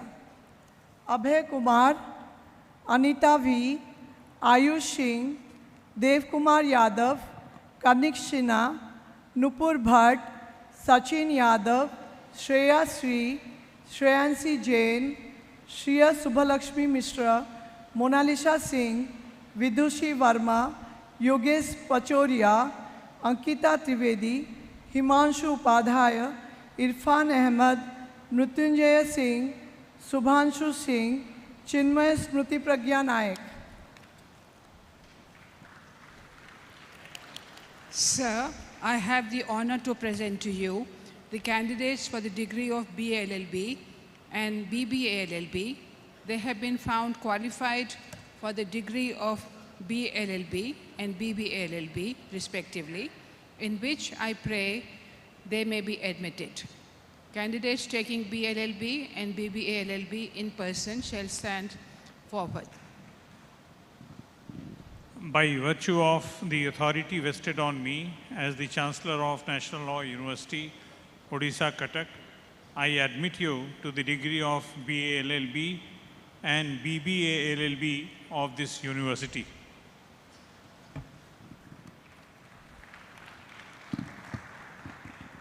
The following students are receiving their BA LLB degree in person.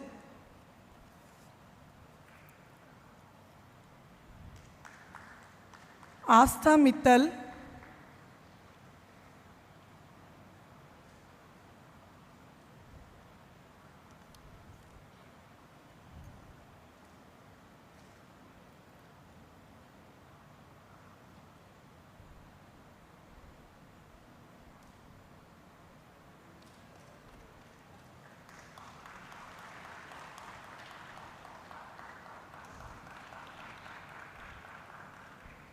Astha Singh,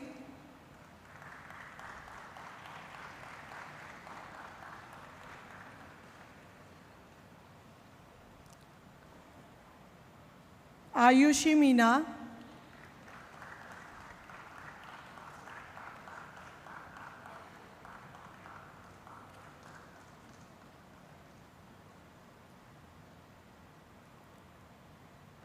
Ayushman Avasthi,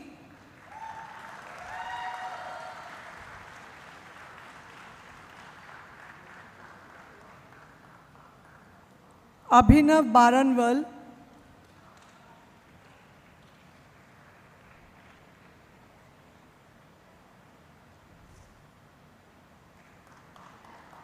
Advali Nitya Mukta Reddy,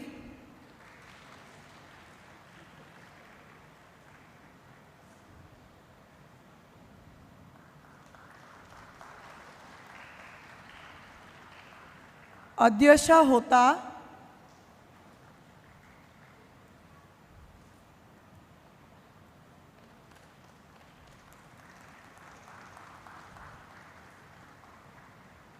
Akhila Balaji,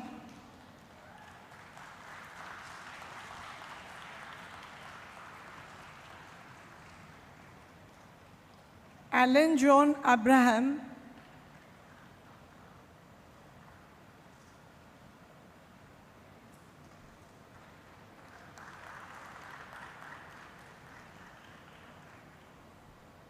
Amit Jarwal,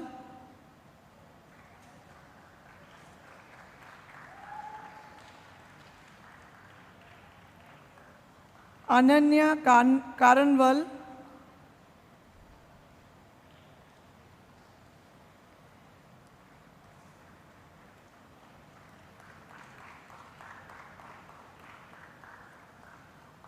Aniruddha Mukherjee,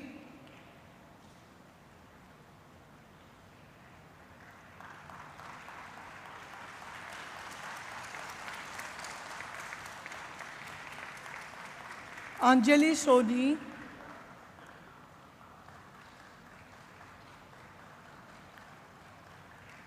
Angelika Sarkar,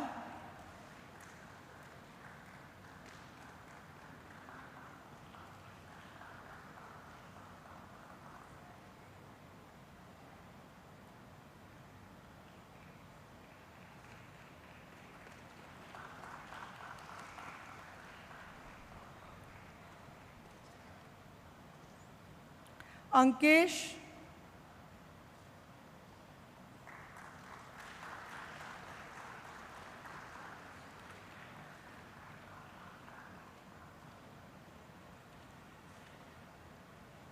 Ankur Sarma,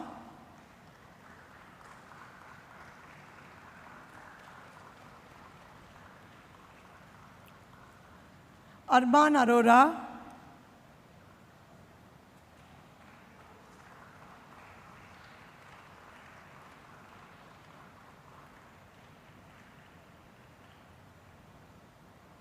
Ashima Joshi,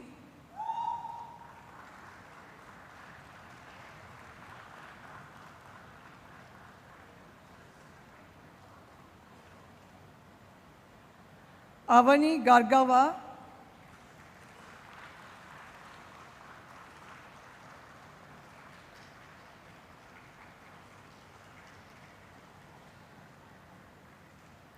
Ayush Kumar Jatav,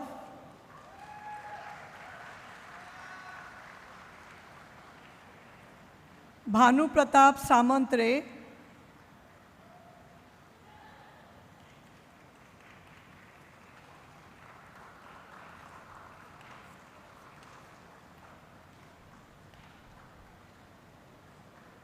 Bhavya Jain,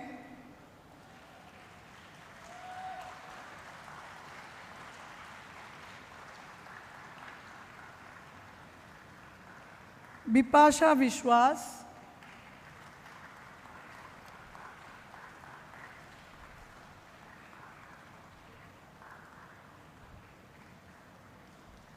Devang Kaimathya,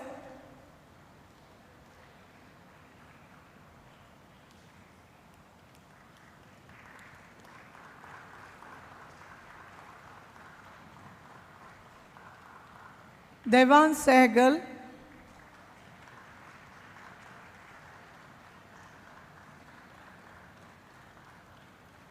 Gargi Sarvesh Shoman,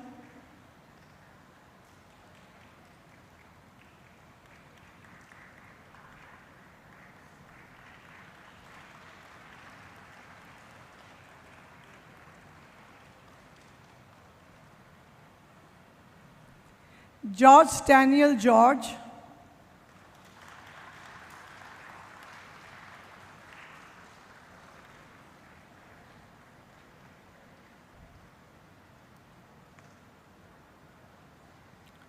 Harsvardhan Meena,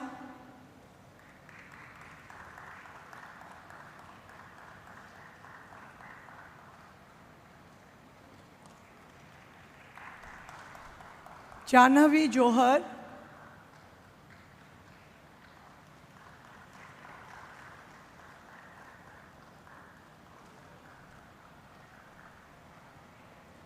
Jay Kumar Gajpie,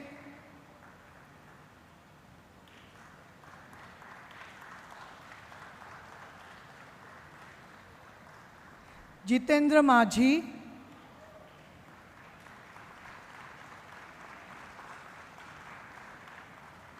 Junaid Mohammad Anshad,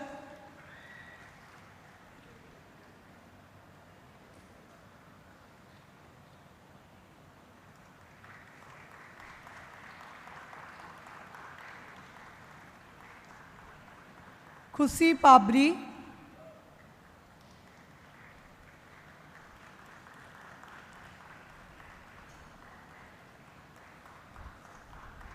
Kirti Anand,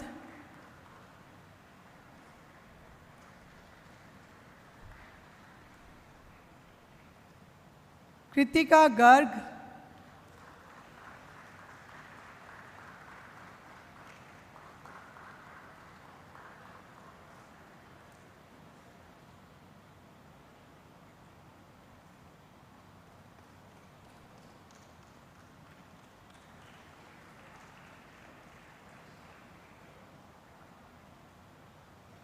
Kunal Gehlot,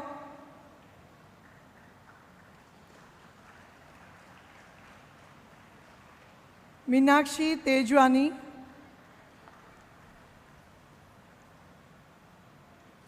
Jheel Gupta,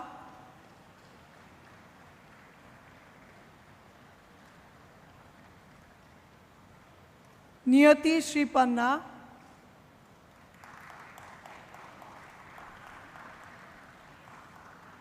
Ojashvi Singh,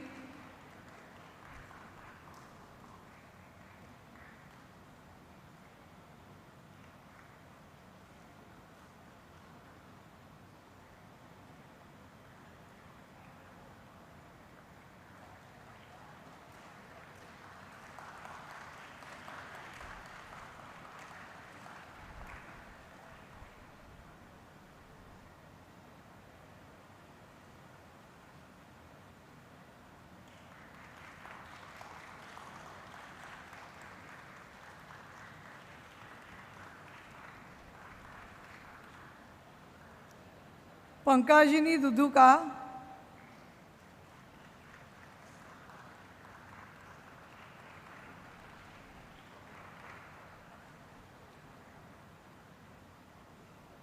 Paramjit Ocha,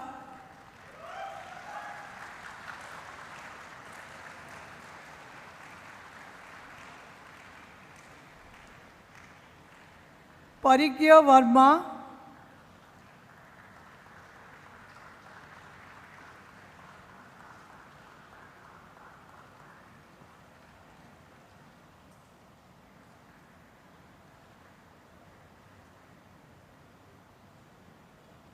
Parth Agrawal,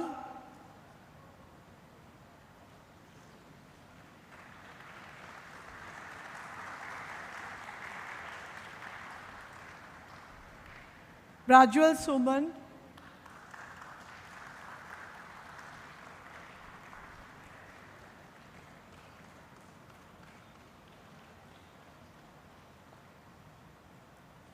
Punyashlok Panda,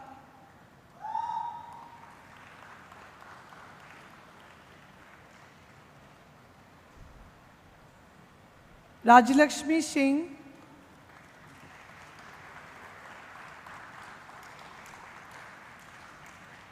Rishabh Rajiv Raj,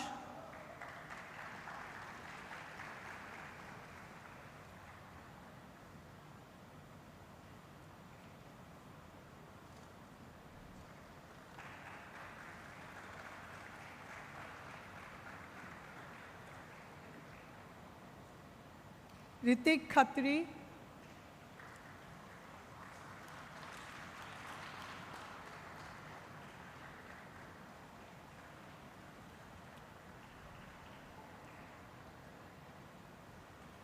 Ruchika Mahanti,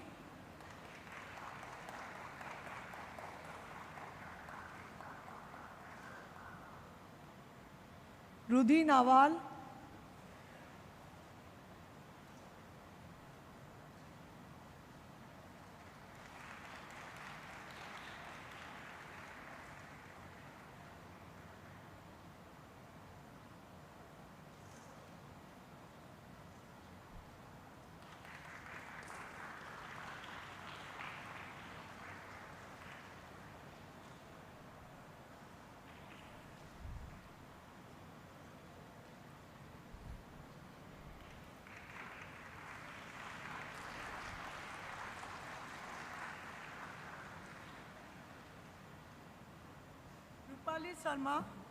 Rupali Sharma,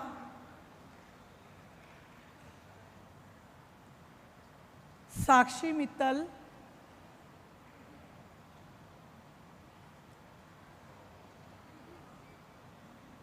Rudhi Nawal, I called your name.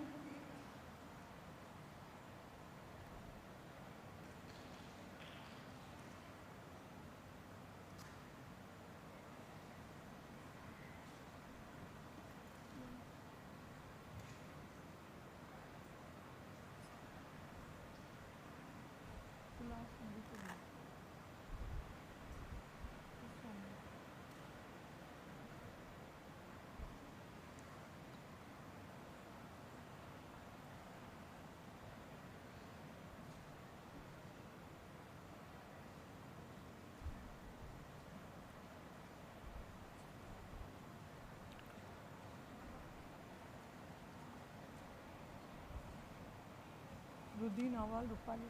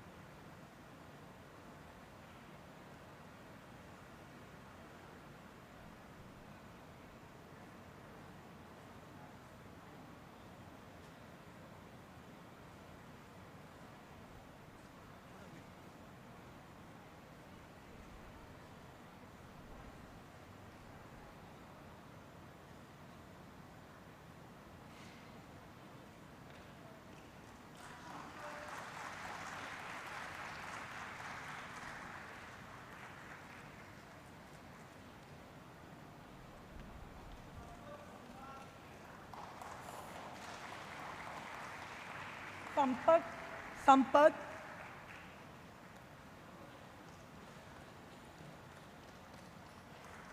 Saran Saxena,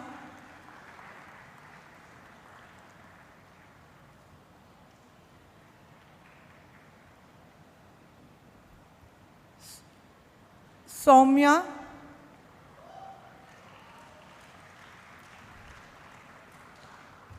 Sayan Das,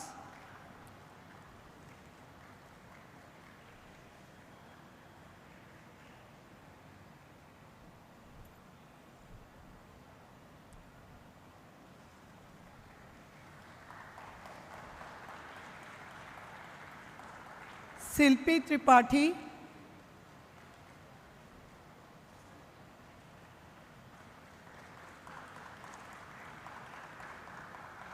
Shivali Srivastav,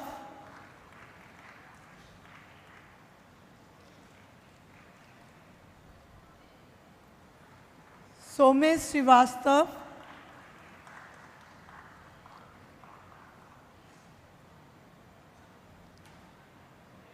Sivangi Banerjee,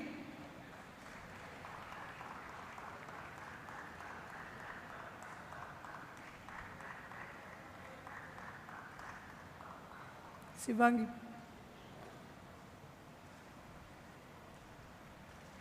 Shraddha Malviya,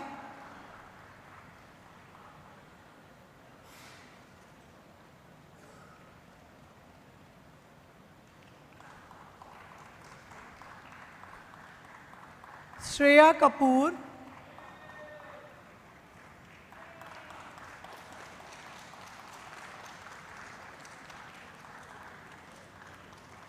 Subhra Agrawal,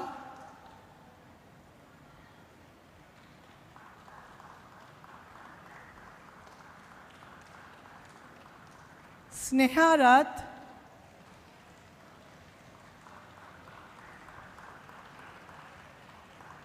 Sonarika Ray,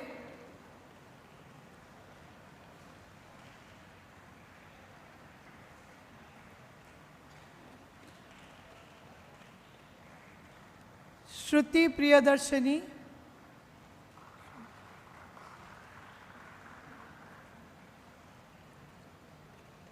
Tanya Pandey,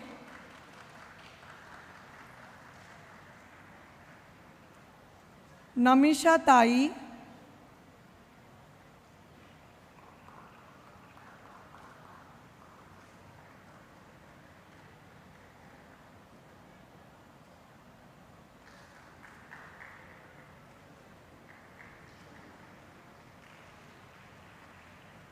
Yash Sharma,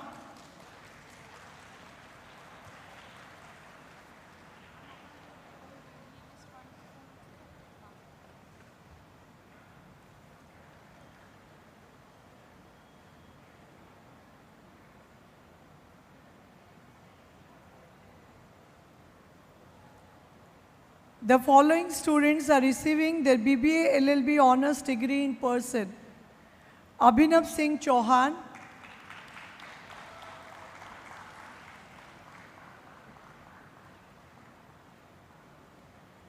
Abhishek Rai,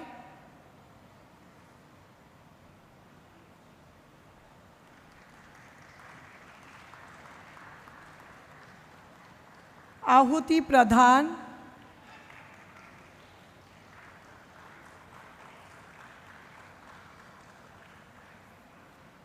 Akanksha Rautre,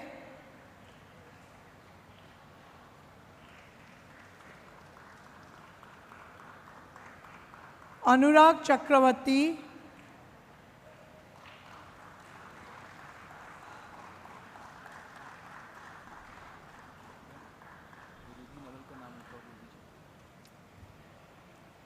I request Rudhi Naval to please come on the stage. Rudhi Naval.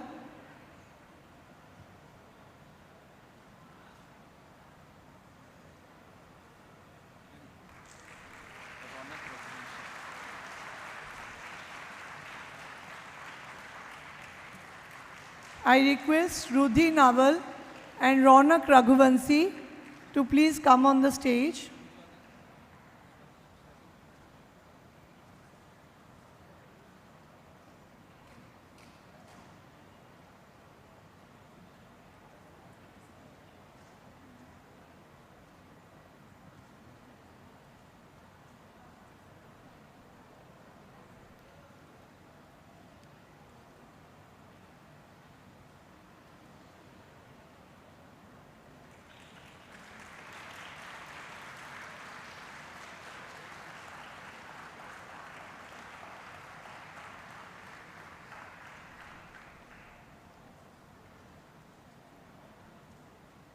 Dania Vishwasharan,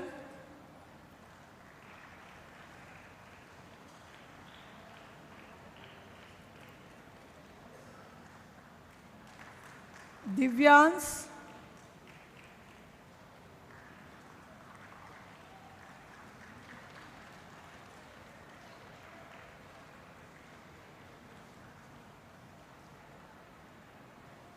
Gaurangi Tajni,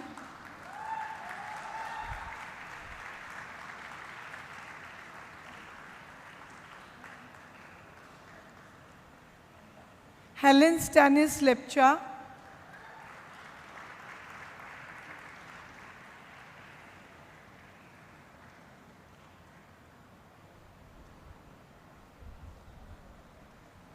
Nikshita Paras Kumar Jain,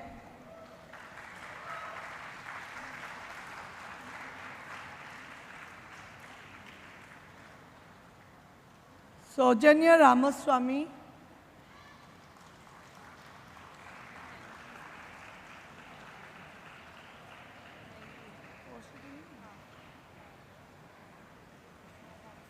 Kaushiki Mishra,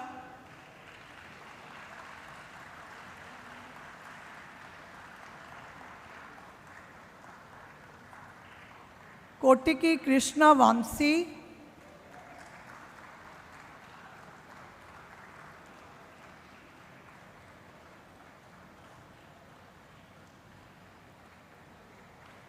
Kumar Subham,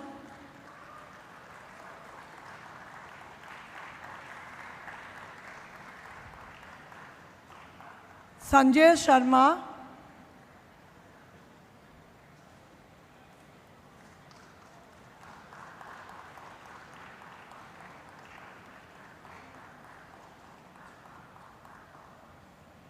Muskan Jain,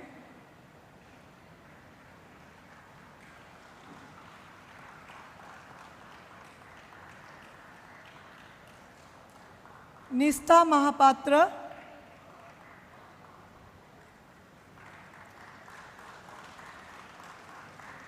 Pensi Agrawal,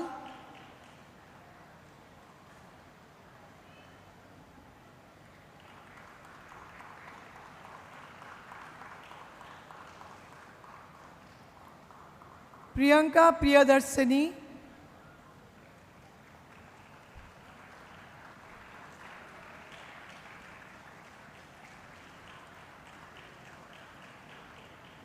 Priyanshu Bhayana,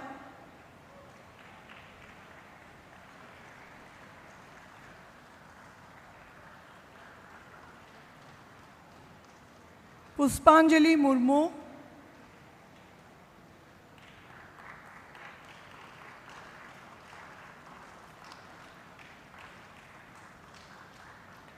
Yalesh Bajaj,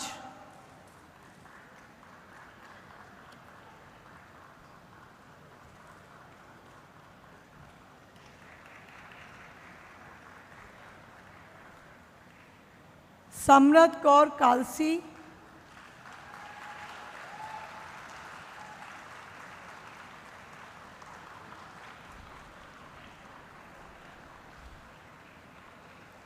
Sivanshu Tripathi,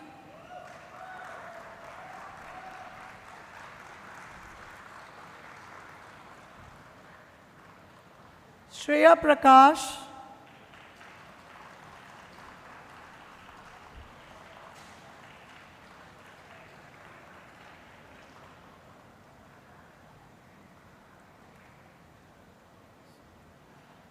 Shreya Singh,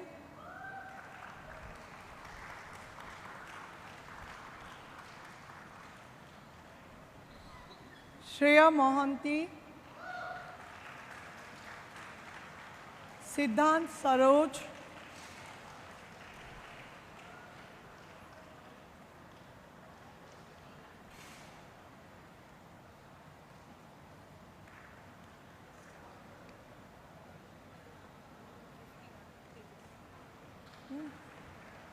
Shweta saptapadi, उसका लेके आओ।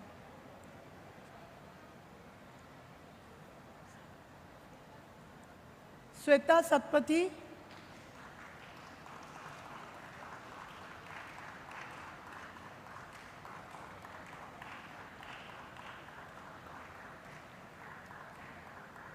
तेजस गित्ते,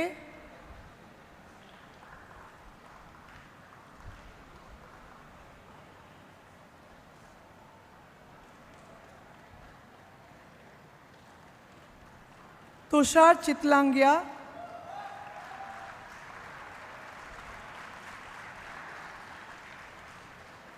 Varuni Agarwal, Vedansh Gupta,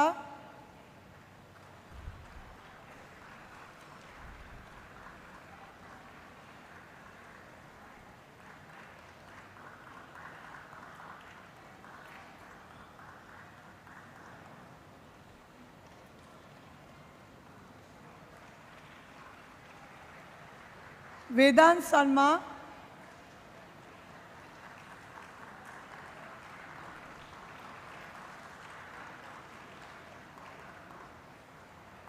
Vipasha Verma,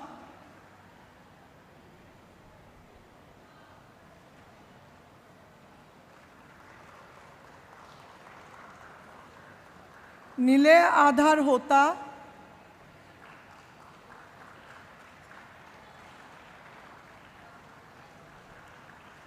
Tanuj Sarma,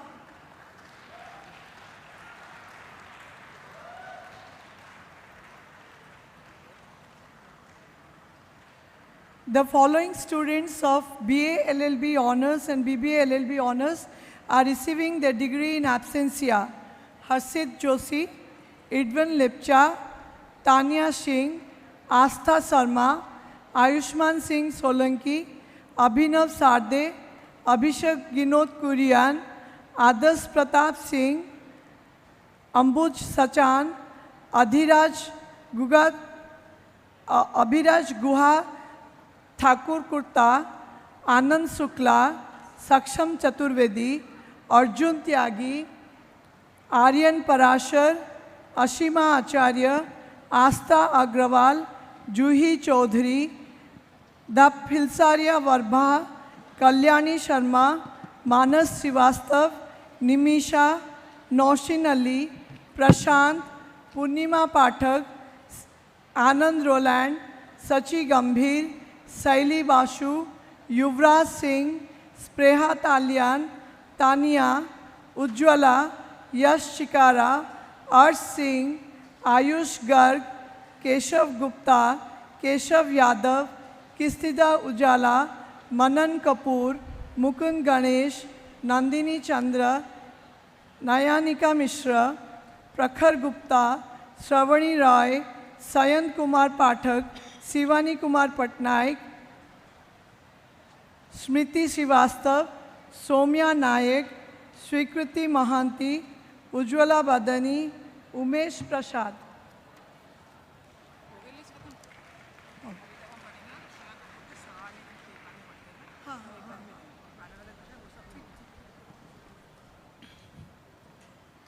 Respected sir, I have the honor to request you to award gold medal to the meritorious students. We'll just get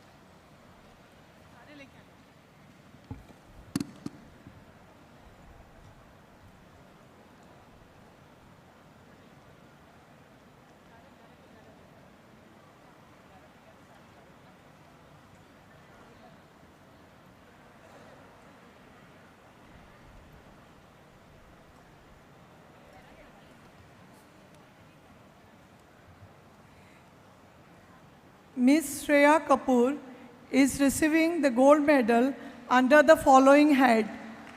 First rank in BA LLB Honours degree, Dinabandhu Sahu Memorial Gold Medal, donated by Dinabandhu Sahu Memorial Trust. Highest score in Constitutional Law, SKS Juris Legal Group Gold Medal, donated by Ms. Kajal Mishra and Ms. Sital Mishra, Advocate, and founder SKS Jury Legal Group. Highest score in criminal law, Sri Gagan Bihari Das Memorial Gold Medal, donated by Mr. Ashok Parija, Senior Advocate, Supreme Court of India, and former AG. Highest score in commercial law, Ras Behari Ray Gold Medal, Sri Bijan Ray, Senior Advocate, High Court of Odisha. Highest score in intellectual property law, University Gold Medals from NLUO. Shreya Kapoor.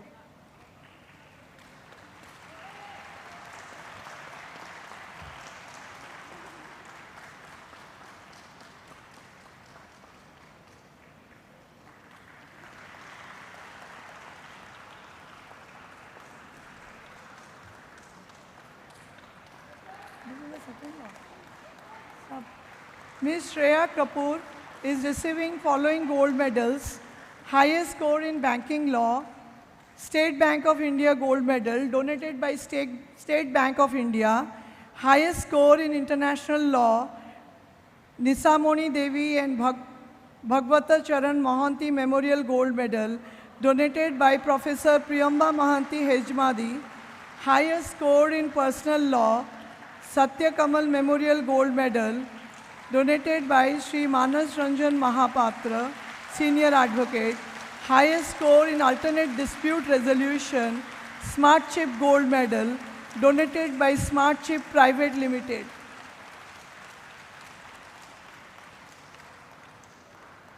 Ms. Seya Kapoor is receiving her gold medal as a girl student who got highest score in BA LLB and BBA LLB.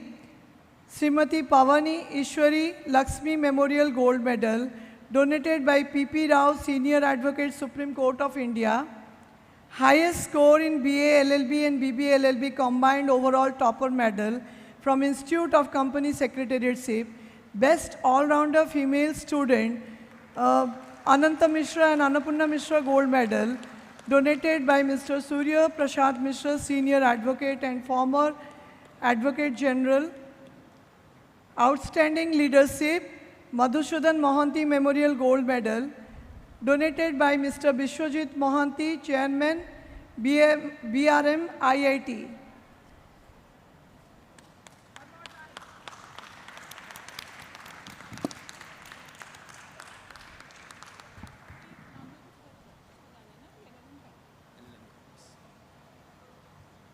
I have.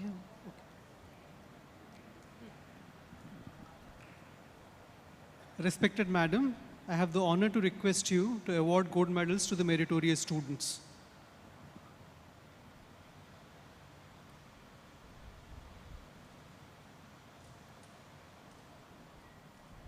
Highest first rank in LLM in corporate law 2022-23 University Gold Medal NLUO goes to Ms. Kritika Krishna Anjana.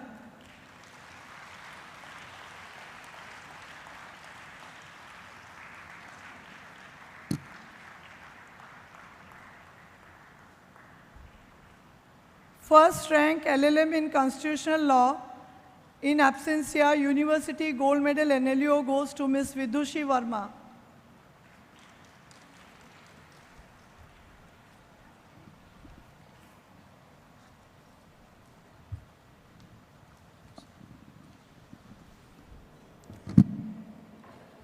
I request all the recipients of gold medal to come up to the stage for group photograph with the dignitaries.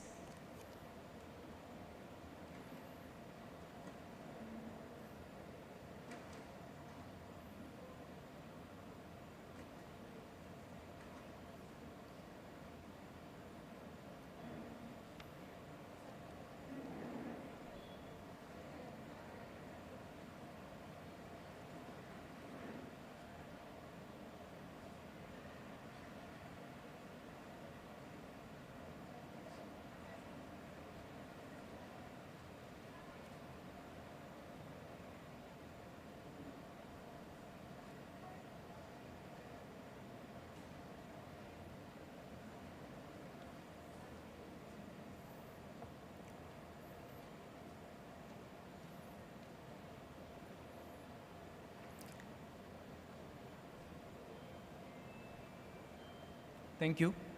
I request all the recipients of PhD degree to come up to the stage for the group photograph with the dignitaries.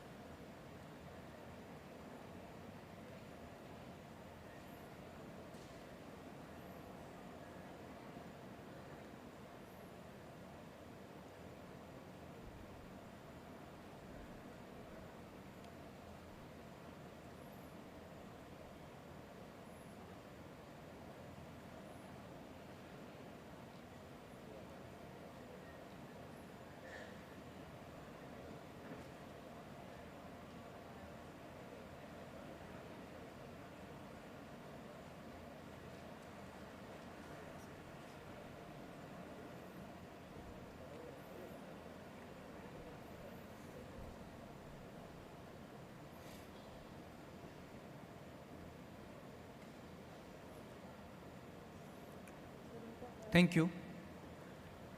I now request the recipients of LLM degree to come up to the stage for the group photograph.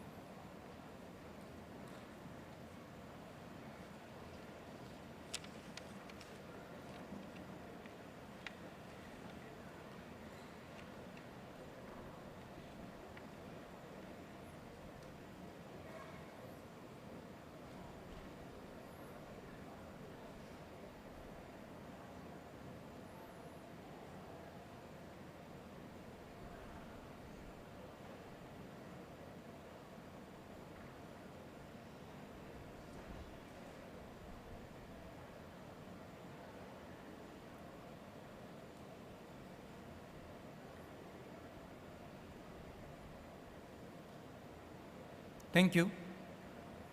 I now request all the recipients of BA LLB degree to come up to the stage for the group photograph.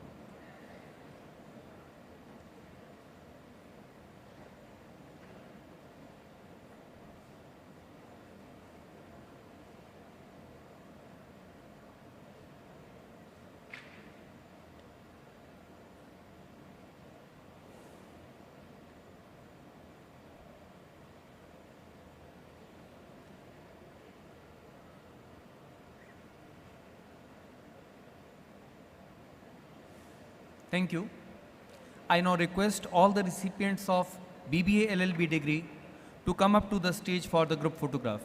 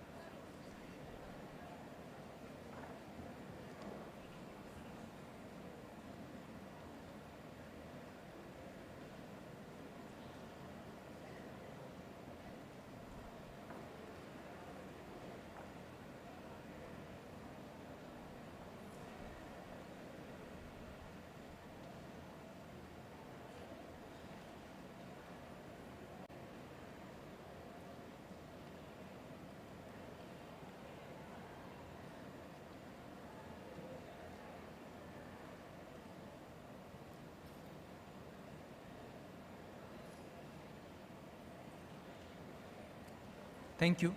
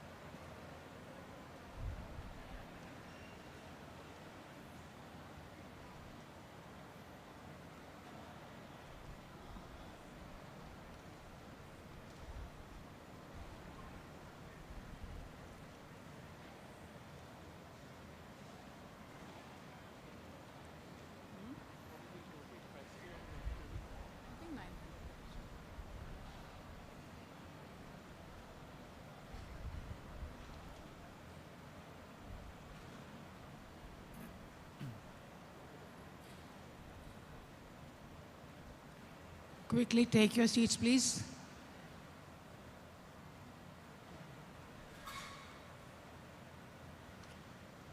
Honorable Chancellor, sir, I request you to dissolve the convocation.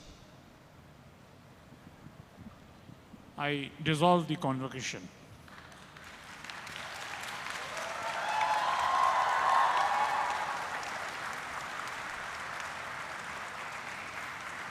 I now request all the dignitaries on the dais and off the dais, guests, faculty members, administrative staff members, students and others in the hall to rise for the national anthem.